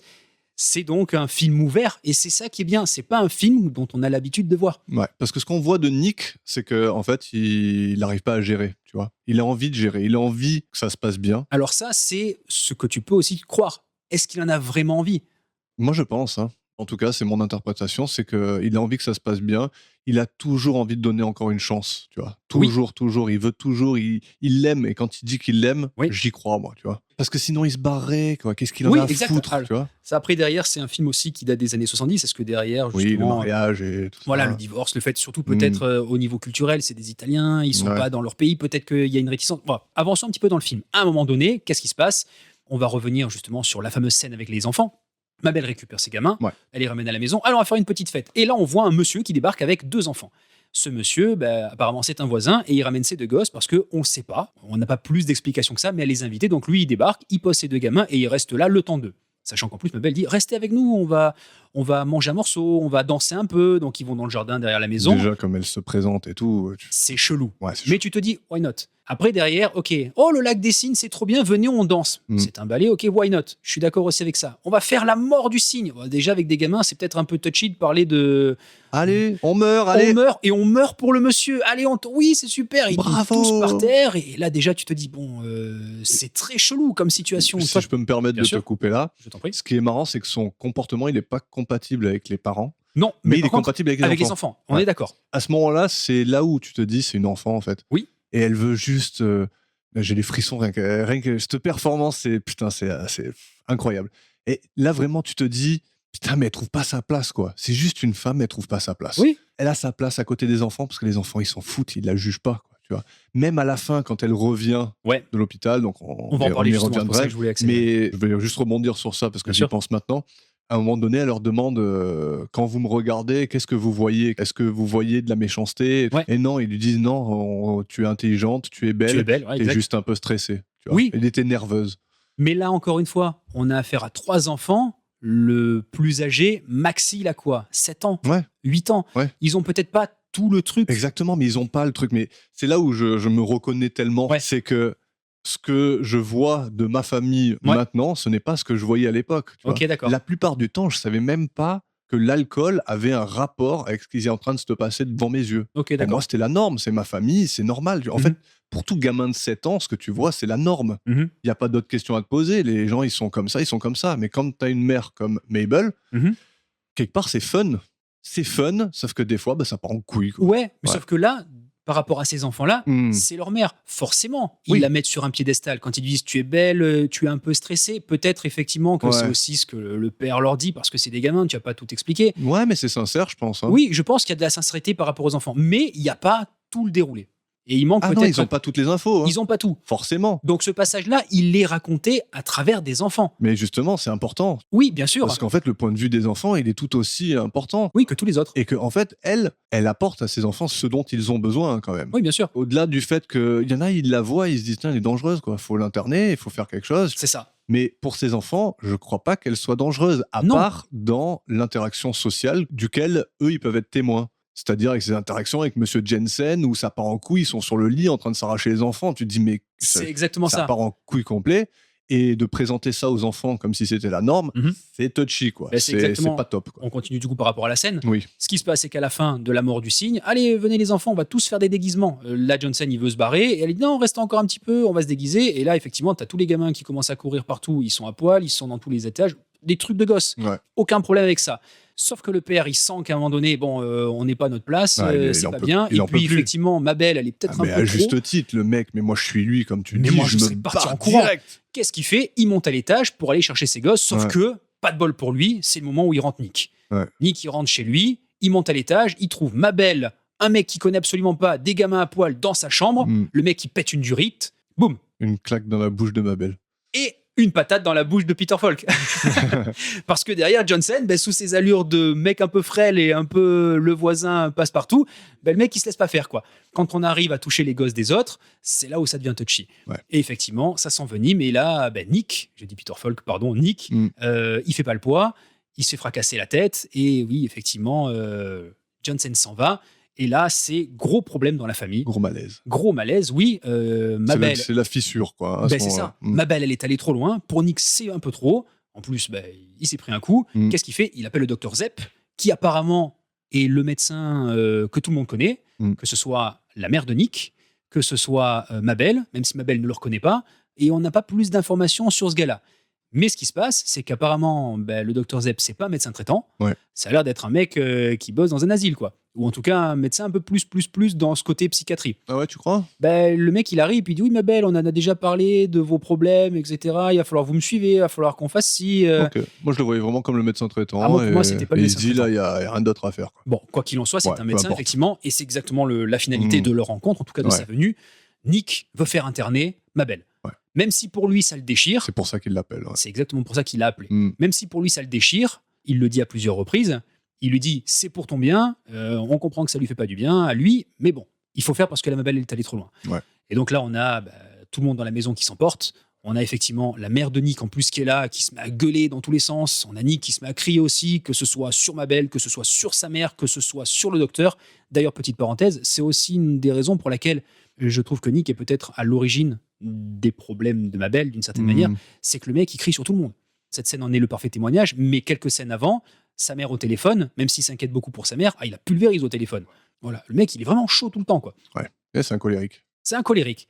Et donc, qu'est-ce qui va se passer? Plein de trucs. Oui, tu y vas. Non, finalement, le docteur, laissez-la, elle y va pas. Bon, finalement, elle y va. Et puis, à la fin, le docteur prend une piqûre, clac. On la voit pas se faire piquer, mais on la voit qu'il embarque Mabel. Alors, on peut s'arrêter vite fait sur cette scène, quand même, On peut. qui est, d'après Peter Falk, Ouais, la scène préférée qu'il a jouée de sa vie entière. d'accord. Voilà. Mais même pas parce qu'il l'a jouée, mais parce qu'il a vu Jenna Rollins la faire. Quoi. Ok. Il a dit c'est les 10 meilleures minutes de cinéma dont j'ai jamais été témoin dans toute ma vie. Quoi. Ok. Déjà, c'est une des scènes où, justement, j'en ai parlé un peu tout à l'heure, là, c'est une des scènes qui a démarré avant que Peter Falk soit prêt. Mhm. C'est-à-dire que lui, il était même pas dans le champ. Il est pas dans le champ du tout. Voilà. La scène commence, elle est devant la cheminée, elle commence à faire des croix à Oui. la cheminée, elle parle mal au docteur et tout. Alors, je me rappelle pas exactement de ce qui se passe, mais putain, elle est fascinante, cette scène, quoi. C'est la décadence, le moment où elle comprend qu'en fait, ils sont là pour la faire interner. Mhm. Et, Et elle, au début, elle réagit. le voit pas. Ouais, au début, elle le voit pas. Elle le comprend Après, pas, même. quand elle le voit, eux, ils agissent comme si elle était parano, tu Mhm. vois, alors qu'elle a raison. Elle a raison, ils sont là pour ça. Mhm. Le fait qu'elle devienne parano, ça l'a fait devenir encore plus névrosée. Mhm. Ce qui leur donne raison au final, c'est putain, mais c'est un. Pff, c'est un genre de casse-tête Non, mais c'est vrai. sentimental horrible, quoi. Ouais, c'est mais horrible, c'est une tragédie, quoi. Non, C'est en plus, ce passage-là, vraiment, quand tu le regardes, tu vois qu'il est dur. Ouais. Parce que tu peux te mettre à sa place. Mm. En plus, c'est aussi un peu le principe que tu rencontres à chaque fois dans les passages de psychiatrie, dans les Ouais. films. C'est que quand tu dis que t'es pas fou, on va te prendre pour encore plus fou que tu ne l'es. Et Ouais. plus tu vas faire le fou, plus on va te ouais. mitrailler de médocs et de machins Tu comme peux ça. pas t'en sortir. En fait, tu t'en sors jamais. Tu sens pas. Tu es victime tout le temps. Mais tu le sais en plus, tu vois, quelque part. Ah oui, Et quelque part, c'est ça. c'est là où la force qu'il y a dans son interprétation, c'est que tu as ce moment de bascule où elle comprend qu'elle est impuissante, mais elle continue à se défendre. Et plus elle le fait, plus elle sait que les regards, ils deviennent de plus en plus noirs et ils la jugent de plus en plus. Et elle peut rien faire et elle a pas les outils, tu vois. Non, c'est vrai. Et c'est juste, putain, c'est putain de triste, quoi. C'est Ouais, triste. c'est vrai. Et en plus de ça, à chaque fois, dans toutes ces scènes, t'as Nick, il arrive, il la conforte Mhm. et il la retrouve. C'est-à-dire, il se rapproche d'elle, la Ouais. caméra se rapproche d'eux et ils se parlent. Et tout d'un coup, t'as l'impression qu'ils se retrouvent. Oui. Tu vois, ils se retrouvent sincèrement. Tu sais, il la regarde, il la revoit et il sourit, et il est content. Et là, toujours le même schéma avec lui. À ce moment-là où il la retrouve, il dirige toute sa colère vers tous les gens qui sont autour. C'est-à-dire que, tu vois, des fois, il va inviter les gens chez lui. Oui, exact. Et après, il va les refouler. Mhm. Et juste parce qu'il a vu ce petit truc chez sa femme qu'il reconnaît et qu'il a envie de chérir et il a pas envie de le partager. Donc il se retourne, il dit cassez-vous maintenant, c'est bon, arrêtez. Il parle comme ça au docteur, il parle comme ça à sa mère, Exact. juste parce qu'il a vu ce petit truc. Et il voit ce petit truc qui le rend amoureux et qu'il a envie de défendre, tu vois. Il a envie de dire arrêtez de la regarder comme ça. Parce que souvent il dit ça, arrêtez de dire qu'elle est folle, arrêtez. Mhm. Et après, il y a toujours ce moment où ça rebascule. C'est ça. Il la revoit, puis il la repère, puis il la revoit, puis il la repère, parce qu'il ne sait pas faire. Mhm. Elle ne sait pas faire, il ne sait pas faire. C'est de l'incompatibilité. Je trouve que ce film, par-dessus tout, l'idée générale, c'est quand il n'y a pas de communication, il n'y a rien. Tu vois, c'est ça le problème entre tous, tu vois, c'est qu'ils savent pas communiquer. Mhm. Et il y a des moments, des petites bribes de moments où ils communiquent intimement et ça marche. Sauf qu'en fait, il va toujours la reperdre. Et quelque part, tu as raison, c'est un peu à cause de lui, mais c'est malgré lui, tu vois, c'est à cause de lui, mais malgré lui, quoi. C'est une relation hyper toxique qui est entre tous les deux. Ouais. Quelque part, tu peux en arriver là. C'est-à-dire qu'à un moment donné, les moments où ils se retrouvent, c'est justement le moment où ça va basculer. Ouais. Pendant le repas, il regarde Mabel, il lui sourit et pam, ça bascule. Ouais. Quand justement il fait venir le doc, c'est justement dans le moment où elle est complètement désemparée qu'il dit non, docteur, dégagez, il faut qu'elle reste avec moi. Et c'est là où il la retrouve. Jusqu'à ce moment donné, il y a le petit truc en plus qui fasse non, ok, allez-y, embarquez-la parce que là c'est trop. Donc c'est dans ces moments-là où c'est le plus pénible, on va dire, que lui, il a de l'adoration pour sa femme. Ouais. Mais même à la fin, quand justement elle revient et qu'elle est clean, il lui met une gifle, reviens comme t'étais, be yourself, fais tes petits trucs, tes machins, tes gestes et tout. C'est fou cette scène. C'est ce qu'il attend, quoi. C'est fou. On va en venir juste après. Ouais. Qu'est-ce qui se passe ? Eh ben, grosse catastrophe, elle part. Et là, c'est pour ça que je voulais aussi en venir à cette scène-là. Le fait que, quand tu disais, lui, il a envie de contrôler, il a envie de chérir tous ces trucs-là. Je sais plus quel mot tu as utilisé. Je voulais venir justement à cette scène. À un moment donné, il n'y a plus la mère dans le foyer. Donc lui, il va devoir s'occuper non seulement de son boulot, mais aussi du rôle de maman, quelque part. Et il tu va vois devoir qu'il est s'occuper de totalement incompétent. Exactement. Il va devoir s'occuper de ses 3 gosses. Qu'est-ce qu'il fait ? Il part avec ses gamins à la plage. Et tout se passe bien. Il fait même venir son pote, effectivement, pour dire Qui allez, lui on y va. propose, qui est vraiment un pote. Et qui est vraiment cool d'ailleurs. Parce que c'est cool parce que j'adore cette petite interaction dans la voiture où il lui dit est-ce que tu veux que je vienne avec toi ? Et Nick, il dit rien. Et t'as l'impression que c'est quelqu'un qui peut pas demander de l'aide. Ouais. Tu vois, Nick ne demande pas d'aide. C'est l'homme. Ouais, l'homme c'est dans ce que t'attends. C'est-à-dire le mec, il a pas besoin des autres. Il est capable de se débrouiller tout seul. Et donc le mec, il lui dit je vais venir. Voilà. Il lui impose je vais venir, je sais que t'en as besoin, je sais que tu peux pas le dire, t'inquiète, tu vois, on se comprend. C'est un vrai pote. Ouais, voilà. Et en plus, à l'italienne, alors c'est pas que je mets les Italiens sur un piédestal, mais t'as vraiment ce côté famille qui va au-delà, c'est ce que je disais tout à l'heure, au-delà de la famille, le cocon proche les uns des autres. Ouais. Et cette scène de la plage, ben voilà, elle est révélatrice Très. d'un mec qui gère pas ses gamins, enfin qui sait même pas comment s'y prendre. Justement, il est nerveux, il prend ses gamins, il les tire. Allez, il met 2 serviettes. L'autre, il dit allez, viens, on va faire un château de sable. Ok, nous on va aller se baigner. Allez, viens, il les tire un peu. La gamine, elle veut pas, il les ramène et puis il repart. Tu vois que le mec, il sait pas comment les gérer. Carrément. Il sait pas comment s'en occuper. Alors derrière, tu peux dire c'est de la maladresse, mais là, ça va au-delà de ça. C'est-à-dire, ouais, t'es même violent avec tes gosses quelque part, quoi. En fait, le truc, c'est que. Il est pas violent. Non, il est pas violent parce qu'au final, eux ne souffrent pas, hein, les Non. enfants. Mais sa maladresse est rude, quoi. Ouais, elle est rude. La gamine, elle est tirée, quoi. Ouais, ouais. Mais ce qui est marrant, c'est que tu le vois d'ailleurs, je trouve, dans plusieurs scènes du film, Ouais. c'est que lui, il a une représentation très spécifique de ce que c'est la norme et de ce que c'est un bon moment. Tu vois. C'est-à-dire qu'il ramène tous ses potes à la maison, Mhm. il se dit ça doit être un bon moment. Tu vois. Ouais. Ne viens pas gâcher un bon moment. Tu vois. Il faut pas gâcher un bon moment. C'est comme la plage. Venez les enfants, c'est censé être un bon moment. Hein. La plage, c'est toujours un bon moment. Donc, tu vois, il se rend pas compte que lui-même, il en fait un mauvais moment. Mais c'est ça. C'est ça la norme. Et après, ça va revenir aussi quand elle va revenir et qu'ils vont faire la petite fête entre guillemets, qu'ils ont même pas un verre de coca pour qui que ce soit. Ouais, ils ils ont ont une rien. table vide et tout. Ils ont mais rien. ça doit être un bon moment. C'est ça. D'accord. Et il a une sorte de représentation de ce que c'est la norme. Ouais, mais qui est complètement faussée. Quelque part, en fait, lui et sa femme se ressemblent beaucoup, en fait. Oui, mais exactement. Sauf que, et je le répète encore une fois, lui, c'est un mec. Ouais. Tu vas pas dire à ce mec-là, c'est toi qui es fou. Ouais. Enfin, c'est pas qu'il est fou plus que sa femme, mais tu vas pas lui dire, tu es fou toi aussi. C'est juste qu'il a des capacités sociales un peu plus normalisées, quoi. Alors oui, mais à un moment donné, non, parce que qu'est-ce qui se passe juste après la plage? Allez, on rentre tous à la maison. Bon, la plage, ça s'est très mal passé. Ouais. On rentre tous à la maison. Vas-y, monte dans le camion, conduis le camion. Moi, je vais dans la remorque avec mes gamins. Réflexe du gars, il ouvre une canette de bière, il fait boire de la bière à tout le monde. Surtout à ses gamins. D'ailleurs, il propose même une bière à son pote qui est en train de conduire. Il fait non, c'est pas le moment de boire. Lui, il boit, il la donne à son plus vieux fils, puis il la donne après au plus jeune, puis après il la donne à sa fille. Et puis là-bas, ils sont tous bourrés. Voilà, parce qu'à la fin, il les a mis sur les rotules, quoi, les gosses. Les gosses, ils arrivent plus à marcher, ils titubent. Mais c'est parce qu'il est en peine, le mec, en fait.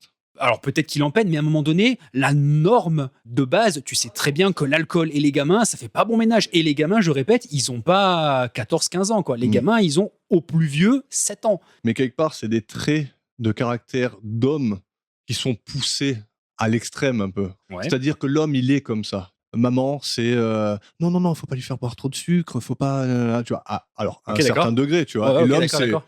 Vas-y, donne-lui un petit coca. On s'en Oh, bat ok, les- on s'en y a- bat y les- a ça, voilà, mais à c'est un un moment peu donné, ça, mais poussé à l'extrême. Ouais, tu mais vois. là, c'est pas un verre de coca. Ah non, là, mais il je a suis fait d'accord boire avec un toi. C'est pack pour de ça que bière je à te ses dis. gosses, quoi. C'est pour ça que je te dis poussé à l'extrême. C'est Ouais. un mec, il est désemparé en fait. Il sait plus quoi faire. Tu vois, il a pas les outils. En plus, il le dit. Je trouve ce moment fort aussi. C'est avant qu'il aille à la plage. Il dit couvrez-vous bien, hein, mets bien un bon t-shirt parce que moi, il y aura pas de pneumonie tant que je suis le père. Ça veut dire que pour lui, c'est la première fois qu'il est père. tu vois. Peut-être, exact. C'est dingue, tu vois. C'est genre je pense la norme en plus à cette époque. Enfin, la norme à une certaine mesure, tu vois. Oui, Mais, un peu à la dure, quoi. voilà, le père n'est pas vraiment un père. Le père, il remplit la gamelle. La femme s'occupe des enfants. Et une fois Oui, qu'elle ok. est plus là, alors, il sait plus quoi. Il sait plus quoi faire. Et comme il veut contrôler ce qui est un bon moment et ce Ouais. qui ne l'est pas, tu vois, il veut contrôler tout ça. Quand ça marche pas, il est désemparé. Il a plus d'outils. Il veut boire et il sait même pas. Il est perdu, quoi. Alors, je dirais même pas, parce que lui, justement, je le trouve moins perdu que Mabel. Alors, effectivement, il gère pas du tout le rôle de père, en tout cas Ouais. pas le père qu'on idéalise. Lui, il bosse, lui, il fait un métier dur. Voilà. Ouais. Mais tu peux être un peu plus froid avec tes gamins, Ouais. avoir peut-être un peu plus de distance, Ouais, un peu plus rugueux. mais à un moment donné, tu vois quand toi aussi tu dépasses la limite, quand tu déconnes. Faire boire un pack de bière à tes gosses, c'est pas pensable. Et pourtant, j'ai pas de gosse, hein. Mais pour moi, c'est inconcevable. Quand t'en arrives à ce truc-là, c'est que t'es pas capable d'en avoir. Enfin, tu devrais même pas en avoir, tout court. Ouais. Et pourtant, ça les tuera pas. Non, ça les tuera pas, effectivement. Et puis peut-être qu'il fait pas ça à mal. Encore une fois, à toi d'interpréter le truc. Mais par rapport à tout ce qu'on a pu voir avant, par rapport à la scène de la plage et la manière dont ça va se finir, cette aventure, on va dire, entre eux, c'est border, quoi. C'est même pas border, c'est t'as dépassé complètement la ligne, là. Ouais. Mais pourtant, c'est pas pour ça que je le catégoriserais comme une mauvaise personne, tu vois. C'est pas une mauvaise personne. Mais bon, là, c'est pas un bon père. Ouais, j'entends ce que tu dis. J'entends ce que tu dis, C'est pas non plus un mauvais père. mais il fait de son mieux. C'est ça le truc. C'est ça que je veux dire. Peut-être qu'il est dépassé, peut-être qu'il y a plein de choses. C'est ça. C'est un sujet qui est souvent revenu dans nos conversations. Mhm. Je l'ai dit, c'est l'un des sujets qui me tient le plus à cœur, tu vois, c'est cette notion de culpabilité et d'innocence. Ouais, exact. À mon sens, dans ce film, on voit, de mon point de vue, Mhm. l'innocence des gens. Oui, c'est ça. Bah, tous les travers de chacun, en fait. Il y peut rien, le mec, tu vois, il y Non. peut rien de donner de la bière à ses enfants, tu vois, je comprends bien que c'est un choix conscient, Mhm.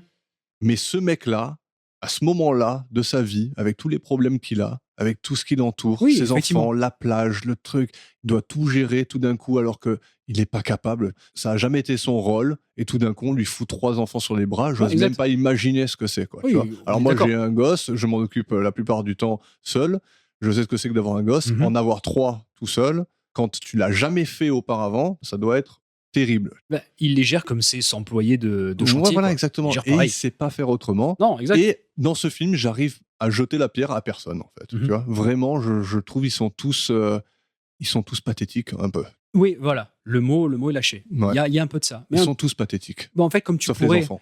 sauf les enfants. D'ailleurs, les enfants, pareil, palme d'or pour les gosses, hein, Mm. parce que les gamins, dans cet environnement familial, ils pourraient être tous démoniaques. Mais ils se rendent pas compte. Non, Ils se mais rendent pas compte. Et ils leur sont maman, elle super est cool. Ouais, mais la maman, elle est gentille et la plupart du temps, le papa, il est cool. Il est Oui. tranquille, tu vois, il fait rien de particulier. Alors ça, tu le vois à la fin du film, justement. Alors, je ne sais plus au niveau du temps, Ouais. si c'est pas le moment juste avant qu'elle aille se faire interner. Ouais. Mais à un moment donné, ils sont tous dans la chambre, justement, Mm. quand elle parle à ses gamins. Tu as le petit Angelo, justement Albert dans la petite maison dans la prairie. Ouais. Il fait un câlin à sa mère et il se retourne face à son père et il lui montre le poing. Genre, tu touches pas maman, quoi. Tu vois que les gamins, à ce moment-là, le père, c'est le méchant de la famille. Ouais. Et tu vois qu'il y a l'innocence des enfants, ok, mais il y a des trucs qui ressortent. Et ce passage-là du film, il est révélateur de, ok, les gamins, ils ont peut-être pas toutes les clés, Non. mais à un moment donné, ils comprennent aussi que dans la famille, il y a des moments où ça va trop loin. S'il y a des conséquences, c'est parce qu'à un moment donné, il y a eu des actions. Ouais. Le truc, c'est que c'est hyper complexe, quoi.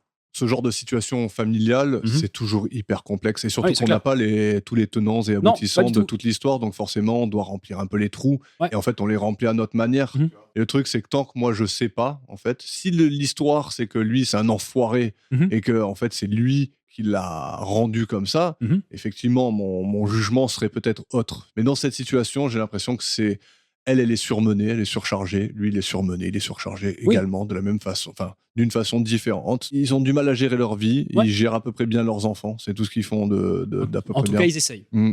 Ils essayent, peut-être pas de la meilleure manière qui soit, mais Ouais. ils essayent. Encore une fois, je suis pas en train de dire que c'est lui le Non, grand bien méchant sûr. du film, hein. Non, bien sûr. Et je suis pas non plus en train de dire qu'elle, elle est vraiment cinglée. Mais ouais, Mais c'est hyper complexe. Et c'est la force du film, c'est ouais, la mais force ça on l'a dit. de la vision de Cassavetes, quoi. Ouais, mais carrément. C'est-à-dire qu'il te dépeint, excuse-moi, hein, Je t'en il prie. te dépeint une situation d'une complexité. Mhm. Il essaye pas de te donner des réponses. Je trouve franchement, c'est fabuleux, quoi. Et Fabuleux. il te la rend vrai. Mm. Et il te la rend vrai. Ouais. Mais justement, est-ce que si le film t'avait donné une réponse, est-ce qu'il aurait été mieux? Moi, je pense pas, justement. Je Pas pense forcément, peut-être. Enfin, je sais pas. Ça aurait été autre chose, mais. je pense que c'est justement tous ces points d'interrogation qui font la richesse aussi du Ouais. film. Et qui fait qu'à un moment donné, tu rentres dedans. Quand on arrive après le début et on repart avant la fin, quoi. Ouais, c'est ça. Mm. C'est ça. On va arriver sur la scène finale, on va dire. Allons-y. Donc, après 6 mois, c'est Ouais. le seul moment dans le film où on a une information. Et c'est d'ailleurs, tu vois, c'est aussi un petit peu le problème du film, Mm. c'est que tout le film ne te tient pas la main, le film te laisse complètement aller, tu imagines tout ce que tu veux, et c'est la seule temporalité qui nous est donnée dans le film. 6 mois plus tard, on a le retour de ma belle. Et je trouve ça dommage. Ouais, il n'y avait pas besoin. Non, parce que t'as pas besoin effectivement de marquer un temps. Déjà après, à toi de te faire l'idée. Est-ce que ça a été une semaine? Est-ce que ça a été 2 ans? Est-ce que ça a été plus, moins? Peu Peu importe. importe. Mais derrière, c'est justement cet élément qui te ramène à la fiction, qui te ramène au film en lui-même et qui Mm. te sort de tout ce truc de on est presque dans un documentaire qui te montre une situation sociale, une situation de famille, une tranche de vie. Ouais. Et du coup, je trouve ça dommage. C'est encore une fois, tu vois, autant tu as des cuts où tu sais pas ce qui se passe dans Ouais. une action, il y a des trous. Et Des je fois, trouve que c'est un l'information peu- est importante et là, elle ne l'était pas, quoi. Exactement. Et là, l'information qui t'est donnée, pourquoi avoir fait ce choix-là, tu vois? Ouais. Je Bah, après, trouve ça c'est pas dommage. dramatique non plus, quoi. Non, c'est pas dramatique, Mm. mais ben, c'est un truc qui me sort de tout ça, quoi. Mm. Du coup, après, moi, je retrouve des acteurs à ce Mhm. moment-là dans la scène. C'est marrant. Allons-y, parlons de la scène. Alors, Mabel, elle revient dans une famille qui semble lui donner un soutien nouveau. Oui, sauf que avant qu'elle revienne, dans la baraque, il y a, je Pas sais de pas, monde. il y a Ouais. 200 personnes. Ah, 200, j'exagère. Il y a quoi? Il y a une trentaine de personnes. Ouais, on va dire ça. Ouais, t'as tous les potes, t'as toutes les femmes des potes, t'as Mm. tous des mecs qu'on connaît pas, des voisins Mm. et d'autres. Et là d'ailleurs aussi, on parlait en ouverture de la scène dans la cuisine entre Mabel et le Mm. pote de Nick. Ouais. Pareil, à un moment donné, on voit Nick qui rentre chez lui et qui se met à embrasser une nana. On sait pas qui est cette femme. Alors, moi, tous ces trucs de j'embrasse mes amis sur la bouche, c'est un truc que j'ai jamais trop compris. Non, moi non Ce plus. qui est la norme et ce qui ne l'est pas. Tu vois, s'il y a une ambiguïté ou est-ce que c'est quelque chose qui se fait, je sais qu'il y a une époque où c'est quelque chose qui se faisait. Peut-être. T'arrivais, t'embrassais les femmes de tes potes sur la bouche, je sais pas. Ça semble un peu chelou, mais, Ouais, carrément. Pourquoi pas? Pourquoi pas? Je sais Mais pas. ce que je veux dire par là, je suis pas en train de juger Nick, mais je trouve intéressant le parallèle. Ouais. Ce que je pouvais, en tout cas, personnellement, reprocher à un moment donné à Mabel, je le retrouve chez Nick. Et t'as presque le miroir à un moment donné. Cette scène où t'as des gens qui s'invitent, enfin, tu as Nick qui fait venir des gens chez lui et qui retrouve Mabel avec une Mabel qui embrasse les potes de Nick, Ouais. et des gens qui rentrent chez Nick avec un Nick qui embrasse des femmes qu'on n'a jamais vues, qu'on ne connaît pas. Et on a la mère, à l'inverse de tous les gens qui sont dans l'environnement et qui sont tous contents d'être là. D'ailleurs, on ne sait même pas trop pourquoi, puisqu'on n'a pas l'impression que Mabel elle a des potes. Ouais. Donc on comprend que ce sont plus les amis, en tout cas des gens qui ont été invités par Nick. Mais on a la mère de Nick qui débarque et qui gueule, une fois de plus, parce que dans cette famille... alors tu vois, c'est assez marrant, tu parlais d'Eminem. Moi, pour moi, ça me fait penser à la chanson de Brel. Ces gens-là, ouais. si je me rappelle bien du titre, C'est ça. voilà, à un moment donné, quand il dit on ne parle pas ici, on ne parle pas, on crie. Et c'est exactement ça. Dans cette famille, tout le monde gueule, quoi. C'est assourdissant, c'est insupportable. Et puis, on a envie de Les dire. chiens ne font pas des chats. Hein. Ouais, mais c'est exactement ça. Et donc, tu as la mère de Nick qui l'engueule en disant mais pourquoi t'as invité tous ces gens? Il faut se retrouver en famille. Et elle dit pourquoi il n'y a pas les parents. Et lui, qu'est-ce qu'il fait? Il obéit. Ouais, mais même elle dit à un moment donné, et Adolphe, c'est un pote de la famille. Mais tu sais pas qui c'est ce mec, ça n'a pas l'air non plus d'être un membre de la famille. Bref, peu importe. Et effectivement, on a Nick qui se rafraîchit un peu les idées 2 minutes. Tu vois que le mec, il a fait une connerie, il s'en aperçoit. En fait, tu sais pas si il le comprend ou pas. Déjà, on peut le dire, c'est une connerie qu'il a fait. C'est une connerie, carrément. Putain, mais bien sûr que tu invites pas 30 personnes pour le retour de quelqu'un qui sort d'un hôpital psychiatrique. Exactement. Surtout dans sa condition où genre elle avait du mal avec l'interaction sociale. Elle n'arrive pas à gérer dès qu'il y a plus que ses enfants dans la pièce. Quand il y a que ses enfants, tout se passe bien. Elle fait l'enfant, tout le monde est content. Lui, il peut la regarder en se disant elle est un peu faux-folle, c'est cool. En fait, tant qu'ils sont juste eux, ça va. Invite pas 30, c'est totalement débile. Non, puis même après, derrière, tu te dis, quand il dit oui, j'aime Mabel pour ce qu'elle est, etc. Oui, d'accord, très bien. Mais à un moment donné, elle a le fait de faire venir des gars, c'est pas pour elle que tu le fais, c'est pour toi.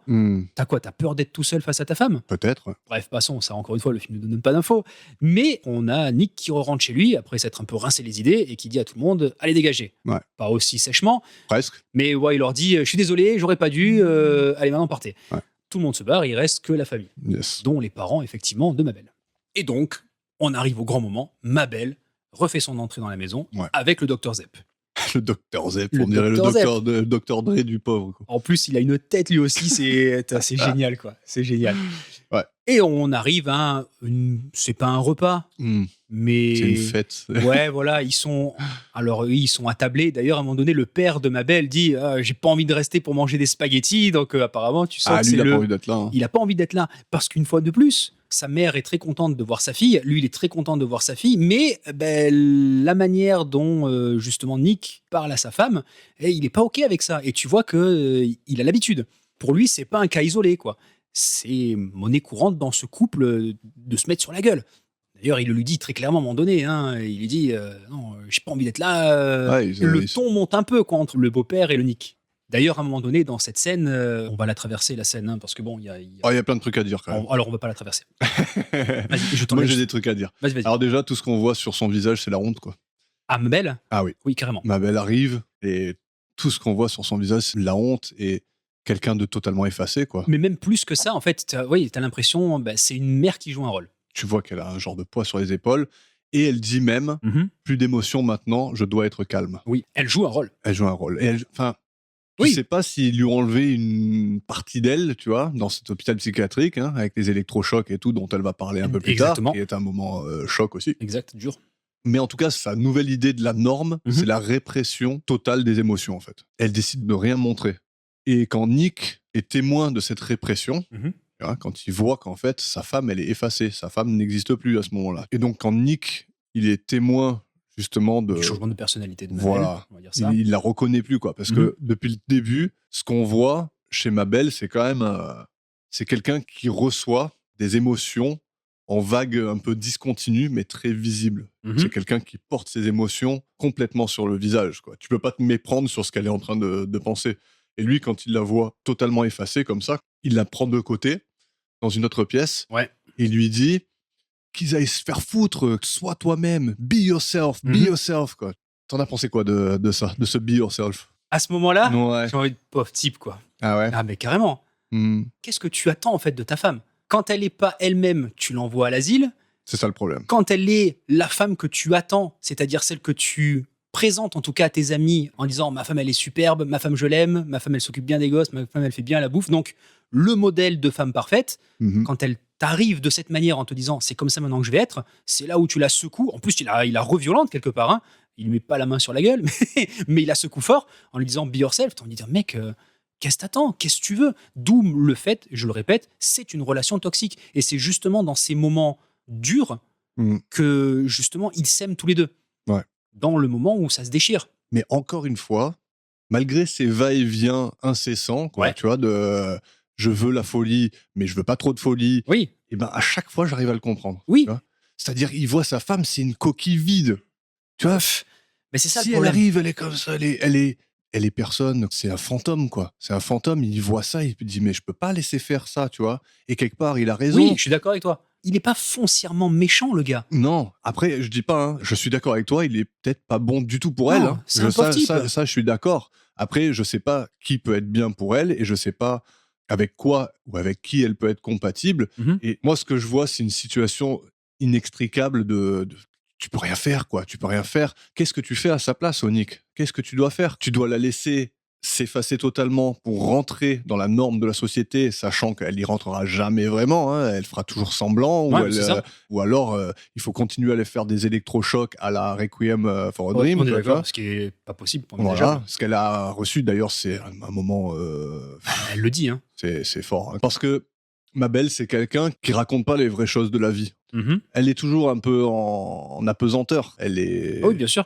elle voltige au-dessus du monde, quoi. Tu vois, de la vie. Elle est, comme j'ai dit, elle est toujours en décalage. Tu vois. Ouais, bien sûr. Et quand elle te raconte les faits même de ce qui s'est passé dans l'hôpital, et là, tout d'un coup, C'est la il dure n'y a réalité. plus de putain, elle est folle. Non, c'est la réalité, dure réalité de la c'est la chose. réalité du terrain, quoi. C'est D'ailleurs, à un moment donné, et je trouve aussi ce passage super beau, il y a eu une altercation, on va dire, entre Nick et le père de ma belle. À un moment donné, quand elle est en train de raconter cette histoire et que justement, on a le Nick qui est en train d'essayer de la faire revenir comme elle était, elle se retourne vers son père et lui dit « interpose-toi ». Tu comprends à ce moment-là qu'elle n'a pas envie d'y retourner, qu'elle n'a pas envie de repartir, donc, comme tu disais tout à l'heure, faire des Ouais. allers-retours sans cesse. Enfin, elle veut mettre à un moment donné son père entre elle et son mari. Je trouve ça aussi C'est intéressant, j'avais pas vu que ça comme ça, mais t'as à raison. un moment donné, il y a ça, c'est elle pour se protéger de potentiellement de retourner là-bas, pour se protéger aussi de son mari, et puis aussi pour mettre d'autres personnes dans sa vie à elle. En fait, à ce moment-là, elle veut faire intervenir des gens. Tu vois qu'elle a besoin de se rattacher à quelque chose et qu'il y a des trucs qu'elle peut pas gérer elle-même. Elle a Le besoin fait de faire quelqu'un. intervenir son père, en plus, c'est la figure paternelle. Justement, toi, nous, depuis le début dans le film, on a comme figure paternelle celle de Nick, qui est le mec un peu sanguin. Et là, après, on a une Mabel bien plus âgée qui appelle son père pour venir l'aider. Et là, on a un père qui bouge même pas. On a un mec qui est complètement lâche par rapport à sa fille. C'est un moment très fort. En plus, alors il y a quelque chose qui est perdu en français, forcément, parce que elle lui dit stand up for me. Ouais, c'est ça. Et stand up for me, il y a deux significations. Lève-toi. Voilà, mets-toi debout pour moi ou soutiens-moi. C'est ça. Et donc lui, il comprend pas le soutien-moi, il comprend juste mets-toi debout pour moi. Il Oui, se c'est met ça. debout, il fait je comprends pas ce que tu. Mais de c'est ça quoi- tout le truc, c'est que personne comprend rien en fait. Et quand elle dit ça, c'est un appel à l'aide. Quoi, Mais oui, tu vois, mais c'est- très clairement. Et pour toi, donc, Nick, il la tient dans une sorte de prison. Encore une fois, il y a personne qui est méchant, il y a personne qui est fou, il y a personne qui. C'est juste des gens qui sont tous paumés. Alors c'est un peu comme on est nous. Tu vois, il y a des moments où tu agis bien, il y a des moments où tu agis mal, il y a des moments où tu as déconné, des moments où tu t'es trompé. Quelque part, tu agis malgré toi tout le temps. Tu vois. Oui, voilà. Mm. Mais je répète encore une fois, cause-conséquence. Reprenons cette situation-là. Moi, je vois une femme qui crie à l'aide pour la première fois. Mhm. En plus, par rapport à son père, à elle, C'est intéressant. c'est encore plus fort, quoi. Et tu vois qu'il n'y a pas de soutien ni de la famille, que ce soit sa famille à elle par rapport à Nick, qui l'envoie à l'asile. Elle a des sentiments forts et elle a peut-être aussi une absence de quelque chose. Il y a peut-être à un moment donné un truc que Nick lui apporte pas. Mm. Tu vois, et peut-être que c'est ça aussi dont elle a besoin, plus que du soutien. Ce qu'elle appelle aussi à un moment donné par rapport à son père, donc la figure paternelle, toujours familiale, mais qui est au-dessus, si tu veux, qui fait figure d'autorité. Quand tu parles du père, c'est l'autorité. Quand tu parles du mari, c'est la personne que tu aimes. Je schématise, mais voilà. Ouais. Et elle n'a pas non plus ce soutien-là. En fait, tu as pour la première fois quelqu'un qui crie à l'aide, aidez-moi, et elle n'est pas soutenue, quoi. Le seul soutien qu'elle a de son mari, c'est ok, d'accord, tu pars à l'asile. Le seul soutien qu'elle a des autres gens autour d'elle, c'est ok, c'est un mec que j'ai rencontré dans un bar qui, au final, a profité d'une de mes faiblesses. Ouais. Mes enfants, ils sont trop petits peut-être pour m'aider, même si le seul gars qui, à un moment donné. Elle a personne. Non, mais le seul mec, à un moment donné, qui va s'interposer entre elle et son mari, c'est son fils, avec ce geste du poing. Je dis pas encore une fois que Nick, c'est le problème de Mabel. Ça pourrait bien être. Hein. Mais en tout cas, c'est pas un réconfort et c'est peut-être un cas multiplicateur. Pour moi, tu as envie de dire à ce couple-là, justement, la solution qui peut aider tout le monde, c'est séparez-vous. Vous n'êtes pas compatibles. Même si vous vous aimez dans des trucs qui sont pas de l'amour. Vous vous aimez dans des trucs où c'est touchy, quoi. Elle dans sa folie et lui, finalement, dans le moment où il explose, quoi. Ouais. Malheureusement, sa maladie mentale, elle est très avancée, quoi. Elle a une incompatibilité sociale qui fait que c'est compliqué, quoi. Même en sortant de la situation. Peut-être que ce qu'il lui faut, c'est, on va dire, plus qu'un garde-fou, tu vois, sans mauvais jeu de mots, c'est d'avoir quelqu'un qui va l'accompagner. Ouais. Et qui va l'accompagner vraiment. Ouais, sans tous les défauts de Nick, quoi. Parce que le truc, c'est que quelque part, Nick, ça vient d'un bon sentiment. Je pense que c'est un mec, en fait, il sait pas gérer ses... Oui, il gère pas ses émotions, lui non plus. Voilà, exactement. C'est le même que Mabel. Hein. Voilà, c'est ça. Ils savent pas gérer leurs émotions. Et quand il la voit, qui n'est plus là, qui est effacée, tu vois, qui réprime toutes ses émotions, il devient fou parce qu'il sait que c'est pas elle. Et il a envie de lui dire, mais tu vois, quelque part, il a raison, tu sais, sois toi-même. Quand il lui dit, sois toi-même, t'as envie de dire, ouais, mais carrément. Ouais, mais sois toi-même. Arrête de penser à ce que le monde veut que tu sois, parce que c'est tout ce qu'elle fait pendant tout son truc. Elle veut faire ce qu'elle croit que le monde attend d'elle. Ouais. Malheureusement, il fait partie du problème, parce qu'il fait partie du monde qui attend quelque chose d'elle, avec lequel elle n'est pas forcément compatible. Et donc, c'est ça le problème, c'est l'ambiguïté de ce que Nick demande d'elle qui fait qu'elle est perdue, quoi. Ouais. Elle sait plus comment danser, quoi. Tu vois. Et puis, c'est lui aussi la source de ce problème-là, de fait qu'elle est allée à l'asile, quoi. Qu'il a interné. Ouais. Tout simplement. Et ce mec-là qui va lui dire, sois toi-même, oui, il a parfaitement raison. Sauf qu'encore une fois, par rapport à ce que tu as fait avant, mec, ce que tu dis maintenant, ça n'a plus de sens. Et surtout, il y a manière de le dire. Ouais. C'est pas dans la colère qu'il faut dire des trucs comme ça. Mais c'est parce qu'il sait pas faire autrement. Oui, peut-être. C'est un mec il a appris à communiquer comme ça à cause de sa mère et de tout ça. Quoi, exactement. Mais une fois de plus, j'ai envie de te dire, vous êtes pas compatibles, les gars, quoi. Mais c'est le langage de l'amour. Ah ouais, putain. Chacun s'exprime différemment dans l'amour. C'est-à-dire, il y a tout un questionnaire sur Internet où, genre, est-ce que pour toi, c'est plus important qu'on te dise je t'aime? Est-ce que c'est plus important qu'on t'offre quelque chose? Est-ce que c'est plus... Voilà. Et tout le monde a son propre langage. Oui, effectivement. Et quand t'es pas compatible, genre, il y a des choses que tu reconnais. Pour lui, gueuler sur quelqu'un, c'est lui montrer de l'amour. Parce que sa mère lui a montré ça. Ouais. Sa mère lui a gueulé dessus et lui, il a toujours aimé sa mère parce que la mama et tout ça. Oui, voilà, c'est ça. Voilà. Mais parce qu'elle fait office de figure, voilà, la figure maternelle. En plus, oui, effectivement, ça a pas l'air d'être une Mabel, hein, sa mère. Hein. Oui, non, ça a l'air d'être quelqu'un, faut pas trop s'y frotter, quoi. Tête sur les épaules et les poings prêts à taper. Ouais. Voilà, du tempérament. Ouais. Mais même si c'est tout ce qu'il a connu lui, tu vois que c'est pas de cette manière qu'il faut que tu abordes tous les problèmes avec une personne comme Mabel. Et si justement tu l'aimes comme tu le dis à tes amis, à tes collègues de boulot, avec beaucoup de tendresse, tu dois être tout aussi tendre. Mais sauf que lui, le problème, c'est le problème de tout le film, je pense, c'est qu'en fait, il y a aucune communication. Non. Ce problème-là, il pourrait le relever si seulement il y avait quelqu'un pour le lui dire, si lui, il avait les oreilles pour écouter, s'il voulait bien se remettre un petit peu en question. Ça vient d'un problème de communication totale, quoi. À un moment donné, le curseur, tu l'as pas, quoi, parce que boire avec tes potes et boire de la même manière avec tes gosses, c'est pas compatible. Mais ça, t'as pas besoin de sortir de Saint-Cyr pour t'en apercevoir. Même si t'as toujours connu les chantiers, t'as toujours connu une éducation un peu à la dure, à un moment donné, tu vois que là, en plus, il le dit, quand il donne la canette à son fils, le plus âgé, il dit juste une gorgée, hein. Tu te dis, ok, on a tous trempé à un moment donné les lèvres dans le verre du grand-père ou des parents autour d'une table, etc. Mais voilà, quand il dit juste une gorgée, ok, d'accord, ça passe. Puis après, à tout le monde, pourquoi pas? Puis après, allez, encore une fois. Puis après, tu as tout le pack de bière qui est passé. Tu fais, mec, entre juste une gorgée, c'est acceptable, moralement questionnable, mais acceptable, et vider un pack de bière avec tes gosses et ta fille qui doit avoir 4 ans, même pas. Ah mec, là, t'as dépassé les limites et tu t'en aperçois que tu dépasses les limites. Au même titre que quand tu dis à ta femme, sois toi-même en lui criant dessus, tu vois que t'abordes pas le sujet de la bonne manière.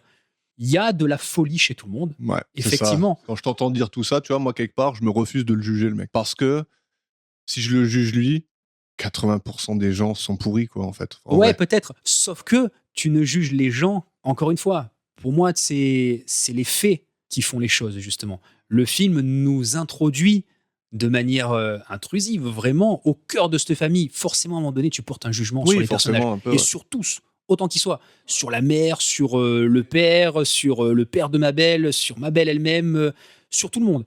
Mais quelque part, c'est pas une bonne chose de juger les gens. Mais encore une fois, quand tu les connais pas. Là, c'est un film, tu peux te permettre. Et en plus, c'est quelque part ton rôle. Tu te construis ton histoire. Forcément, à un moment donné, tu portes un jugement. Faut que tu aies un avis. Ouais, mais j'arrive pas à leur jeter la pierre. Tu vois, j'arrive pas à dire Moi, je dis pas que ce ça sont des mauvaises mauvais, ça personnes. voilà, c'est Voilà. ça. Pour moi, c'est pas des mauvaises personnes. Mm. Encore une fois, ils ont l'air d'être propriétaires d'un pavillon de banlieue, ils ont l'air d'être intégrés, ils ont l'air de bien faire leur job, enfin, lui de bien faire son job, elle finalement, ça va, les gamins, ils ont l'air de manquer de rien. Quoique, t'as quand même la mère de Nick, à un moment donné, qui lui dit, elle fait pas à manger à ses enfants, Mm. elle s'occupe pas bien d'eux. Alors encore une fois, c'est la belle-mère. Est-ce qu'elle dit ça pour se faire mousser elle, genre, moi, j'aurais pas élevé mes enfants de cette manière? Peut-être bien qu'elle a raison. Peut-être aussi qu'elle le dit parce que derrière, eh ben, c'est ce qui se passe, C'est mais ça, concret. le film ne nous le montre pas, encore une fois. Donc, comme tu peux avoir dans la vie de tous les jours, tu as des avis de plein de gens différents, à toi de te faire ton propre avis. Tout est question de perspective, même chez le spectateur, quoi. Exactement. Mm. Mais, pour moi, dans cette famille, même s'ils ne sont pas tous foncièrement mauvais, ils ont tous un Un pépin. petit grain. Et le problème, c'est que ce pépin-là, ben, il faut le corriger, quoi. Ouais. Plutôt que justement de mettre la faute sur ma belle. Parce qu'au final, une femme sous influence, ben, ça résume un peu toute cette situation. C'est intéressant. Hein, Et on l'a répondu plus ou moins. En tout cas, on a essayé de donner une. Qu'est-ce que c'est l'influence? Voilà, qu'est-ce que c'est l'influence? D'où C'est elle vient? l'influence générale, quoi. Ouais, L'influence, c'est l'influence générale, mais pour moi, elle n'est pas générale. L'influence, elle vient de plein de niveaux différents. Ouais. Bon, ben voilà, je crois qu'on a fait notre swap le plus long de tous. Peut-être, mais voilà, c'est ça qui est génial Ouais. avec ce type de film, c'est que voilà, t'es lâché au milieu d'un truc dont on n'a pas l'habitude. Ouais. Je le répète une fois de plus. Et ouais, derrière, on a quand même un peu tourné en rond, on a répété plusieurs fois les arguments, mais c'est ça qui est super intéressant par rapport à ce film-là. Il en ressort quelque chose de film, c'est tu ça, vois. quoi. Tu peux pas rester de marbre un peu, tu vois, C'est ça. devant quelque chose comme ça. Malgré une histoire qui est plus ou moins accessoire. Oui, oui. En fait, on s'en fout, quoi. Mais quelque part, c'est ça qui est fou, c'est que on a fait quelques-uns de films jusque-là. Ouais. Beaucoup de films qui racontent une histoire concrète, hein, et pourtant c'est le film qui nous a donné le plus à parler, quoi. Ouais. Parce que l'interaction humaine, c'est tellement riche, C'est ça. c'est tellement complexe, et c'est tout ce dont on parlait dans Paris, Texas aussi. C'est cette complexité de comment les gens communiquent, les niveaux de communication, comment on se comprend, comment on se parle, et tout ça, c'est tellement riche que, en fait, c'est tellement facile d'en parler pendant des heures, quoi. C'est ça, et pour aller un peu plus loin par rapport à Paris, Texas, Paris, Texas, ce qui est intéressant aussi, c'est que tu es catapulté dans un truc où le film va se construire au fur et à mesure. Là, il y a des absences d'indices qui vont faire que tu vas te construire toi-même ton propre film. C'est pour ça aussi que des fois, de ne pas avoir l'impression justement qu'on t'assiste un peu trop, ben c'est bien parce que ça nourrit derrière un petit peu ton imaginaire. Et je trouve que c'est ce qu'il y a de plus beau dans une œuvre quelque part. C'est quand à un moment donné, tu prends part à l'œuvre. T'es pas juste spectateur, t'es pas acteur non plus, mais t'es au milieu du truc. C'est un tour de force, hein. Ouais, carrément. Cassavetes fort, quoi, hein, pour faire ça. Hein. Cassavetes, très très balèze. Et alors moi, Cassavetes, je le connaissais surtout en tant qu'acteur. Ouais. Mais là, en tant que réalisateur, je vais être honnête, c'est le premier film de lui que je vois. Ça me donne envie de regarder les autres, quoi. Ouais. Franchement, ouais. Et puis, Gena Rowlands, masterclass. Franchement, j'ai très envie de voir Gloria maintenant. Ouais. Gloria, je pense que c'est le prochain, quoi. On l'a déjà dit plusieurs fois, mais ça vaut le coup de le répéter. De mon point de vue, ce qu'elle fait de Gena Rowlands, là, c'est... Il y a une capacité à comprendre la condition humaine à ce niveau-là qui est géniale, quoi. Qui est géniale et qui est autant le travail de Gena Rowlands qu'il est le travail de Cassavetes, quoi. Et le travail de Peter Falk en face qui lui donne la réplique. Et, c'est beau, c'est juste beau à voir. Mais franchement, c'est un film, moi, qui me brise un peu le cœur. Ah, ça te laisse pas... Ouais, ça me rappelle à quel point chacun a son histoire. Voilà, j'ai parlé aussi des notions de culpabilité, d'innocence et tout ça, et je trouve que c'est beau. C'est beau. On va faire une petite transition avant d'annoncer le film de la semaine prochaine. Juste parler de similitudes avec d'autres films, parce que depuis le début, on parle de Paris, Texas. Ouais. C'est le cas. Pendant le visionnage du film, il y a 2 films qui me sont venus en tête. Le tout premier, c'est Kramer contre Kramer. Justement, de Robert Benton en 79, avec Dustin Hoffman et Meryl Streep. Ouais. Alors déjà, parce que performance d'acteur. Ouais. Les deux cassent la baraque aussi. Meryl Streep, Meryl Streep, c'est Mon la Clint Eastwood des femmes. C'est pas faux. C'est personnel, c'est moi, mais voilà. Non, mais je suis d'accord avec toi. Donc c'est pour cette raison aussi que Sur la route de Madison, c'est un pur chef-d'œuvre. Mais ouais, Kramer contre Kramer, surtout le passage où Nick doit s'occuper de ses enfants pendant l'absence de Mabel, là où je disais qu'il y avait énormément de maladresse. Alors on peut dire que c'est un peu comme Ted quand il doit s'occuper de son fils après le divorce d'avec Joanna. Ouais. Sauf que Ted, lui, il gère. Ted, il a du mal, et puis petit à petit, il va y arriver parce que lui, le curseur de ce que je fais mal, je peux le corriger, il faut que je fasse ça pour que je sois un meilleur père, quoi. Ouais. Et pour endosser le rôle de un moment donné, je suis aussi la maman du gamin, quoi. Ça marche mieux que Nick, quoi. Ouais. Bah, il a un peu plus de recul, quoi. Il a un peu plus de recul, il est un Mm. peu plus terre à terre et il a un peu plus une notion de famille moins dans le dur, quoi. Mais voilà, Kramer contre Kramer. En plus, c'est sensiblement la même époque. Ça se ressent aussi à l'image, un peu ce grain, tout ça. Donc, ça y ressemble beaucoup. Et le deuxième film qui m'a fait fortement penser, rien à voir par contre au niveau des familles. Star Wars épisode 2. Pas du tout. Alors, juste pour revenir sur Kramer contre Kramer, il est quand même question de divorce dans ce film, chose qu'il n'y a pas dans Une femme sous influence. Mais bon. Le deuxième film, c'est Panic at Needle Park. Et c'est assez rigolo. Alors, c'est un film de Jerry Schwartzberg en 1971 avec Al Pacino et Cathy Wynn, entre autres. D'accord. Et par rapport à ce que tu disais, c'est pour ça, Panic at Needle Park, c'est ni plus ni moins que l'histoire de toxicomane dans une rue new-yorkaise. Et là où j'ai trouvé les similitudes, pareil, c'est un film dans la même époque, dans les années 70. Là où je trouvais justement le rapport entre les deux, c'est par rapport à l'histoire d'amour toxique entre Hélène et Bobby. Hélène, pour des raisons qui lui sont propres, à un moment donné, va tomber amoureuse de ce mec-là, qui est un héroïnomane, et qui, lui, va l'amener, parce qu'il aime, dans son cercle à lui. Et là, ça va être une descente aux enfers de ces deux personnages, et surtout de Hélène, quoi. Ouais. Mais voilà, le gros rapport que je fais avec ce film, c'est le côté direct, le côté malsain, et tout ça, c'est retranscrit par, encore une fois, une caméra portée, et qui nous amène au cœur de la routine de ces persos, une routine destructrice. Yes. C'est des films qui te proposent des trucs que tu n'as jamais vus à aucun moment. C'est des situations de vie qui sont réelles, même si elles sont néfastes, même si elles sont dangereuses, même si elles sont tout ce que tu veux, ça existe. Ouais. Et le fait de le montrer de la manière la plus crue possible, ça te fait réfléchir sur plein de trucs, quoi. Le pire, c'est qu'il y en a qui l'ont vu, quoi, et quand ils voient ces films, ils se reconnaissent, quoi. C'est ça. Et enfin, un dernier truc qu'on peut dire pour revenir sur Une femme sous influence, c'est qu'à la base, le film était une pièce de théâtre. Oui. Écrite justement par Cassavetes pour Gina Roland, sauf que le rôle de Mabel était beaucoup trop intense pour être répété à plusieurs reprises d'affilée. Forcément. Faut envoyer. Je peux pas lui en vouloir d'avoir refusé. Ah non, carrément pas. Et du coup, c'est là où ils l'ont retransposé en film, en changeant des scènes et en rajoutant d'autres trucs. Ouais. Et c'est là où Peter Falk est intervenu. Et voilà. Yes. Avant de passer au film de la semaine prochaine, il y a un morceau de rap qui est un des seuls que je connaisse, qui parle de la folie. C'est par l'artiste Rossé. Le morceau, il s'appelle Onomate de l'intérieur. Et je vais te lire le premier couplet. Compressé dans un vide absurde, insurmontable inquiétude, qui vient ronger ton assurance, ton estime, ta certitude, ne serait-ce qu'une minute, le temps d'une interlude qui n'a jamais souffert de cette solitude. Trop de remises en question fondent la question ta seule route. Doute de ton pouvoir, tu donnes pouvoir à tes doutes. Il faut pas trop penser, si t'as ce genre de penchant, c'est plus facile de s'y pencher que d'en éviter les tranchants. Les doutes, c'est comme l'insomnie, l'abus est dangereux, mais qui ne les a pas écoutés, donner du temps un peu précieux, déjà que l'anxiété commence à infiltrer tes yeux. Range cette part de folie, il y a trop de doutes et t'en deviens douteux. Range ta part de folie tant que tu le peux. Car admettons que la joie et la raison soient ce qui est bon, c'est con, mais ta tête est ta seule maison. Ton bien le plus précieux, ton paradis si tu les prends, et ton enfer si tu ne le peux. Il y a des carrefours de paranoïa et des ruelles de naufrage, des ghettos d'anxiété et des impasses de panne.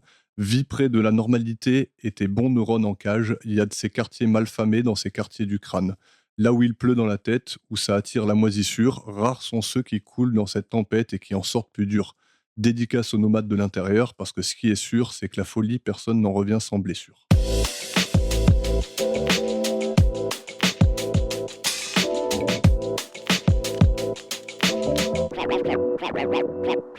Cinéma anonyme.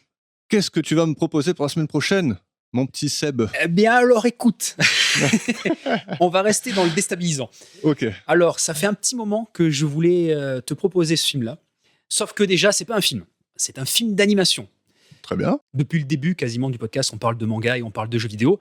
Ça tombe très bien parce que le film que je vais te proposer pour la semaine prochaine relie exactement les deux et je vais t'expliquer après pourquoi. Alors avant de te présenter, c'est un film d'animation japonais.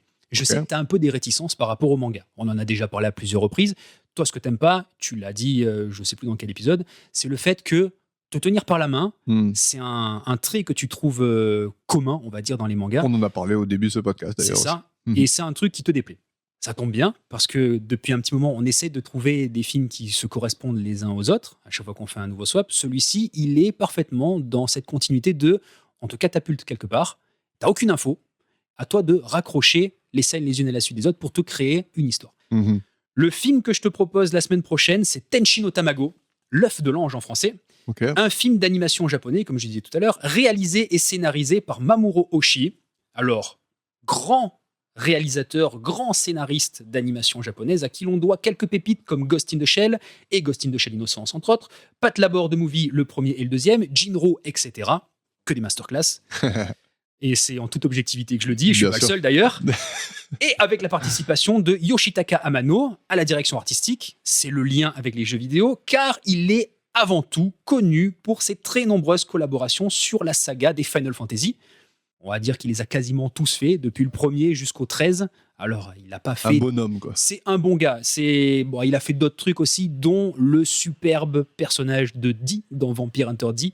Un personnage et un film que j'affectionne particulièrement, les deux versions d'ailleurs, hein, le Vampire Hunter D classique et le Bloodlust, Ok. que je conseille à tout le monde, surtout le Bloodlust, parce que c'est une bombe atomique, graphiquement, au niveau de l'histoire, au niveau de l'écriture des personnages, au niveau de tout. C'est fantastique. Mais bref, pour Tenchi no Tamago, un film d'animation que je trouve sublime graphiquement, dans lequel on va suivre, entre guillemets, un voyage quasi mystique avec deux personnages, dans un univers fantastique, anachronique, poétique, sacré et dystopique. Tout un programme. Bref, attends-toi à être complètement déboussolé, une fois de plus. Ça va être intéressant d'en parler. Bah, j'ai hâte. Sur ce, merci à tous de nous avoir écoutés. Si vous avez des commentaires ou un petit message à nous faire passer, surtout n'hésitez pas, rejoignez-nous sur Facebook, Instagram ou alors à l'ancienne par mail à l'adresse podcast@cinemanonyme.com et on vous lira, on vous répondra bien sûr. Et au prochain épisode, Yann nous dira ce qu'il a pensé du film Tenchi no Tamago et m'en proposera un autre dans la foulée. D'ici là, portez-vous bien et à la semaine prochaine. Ciao! Et aimez-vous les uns les autres, bordel de merde!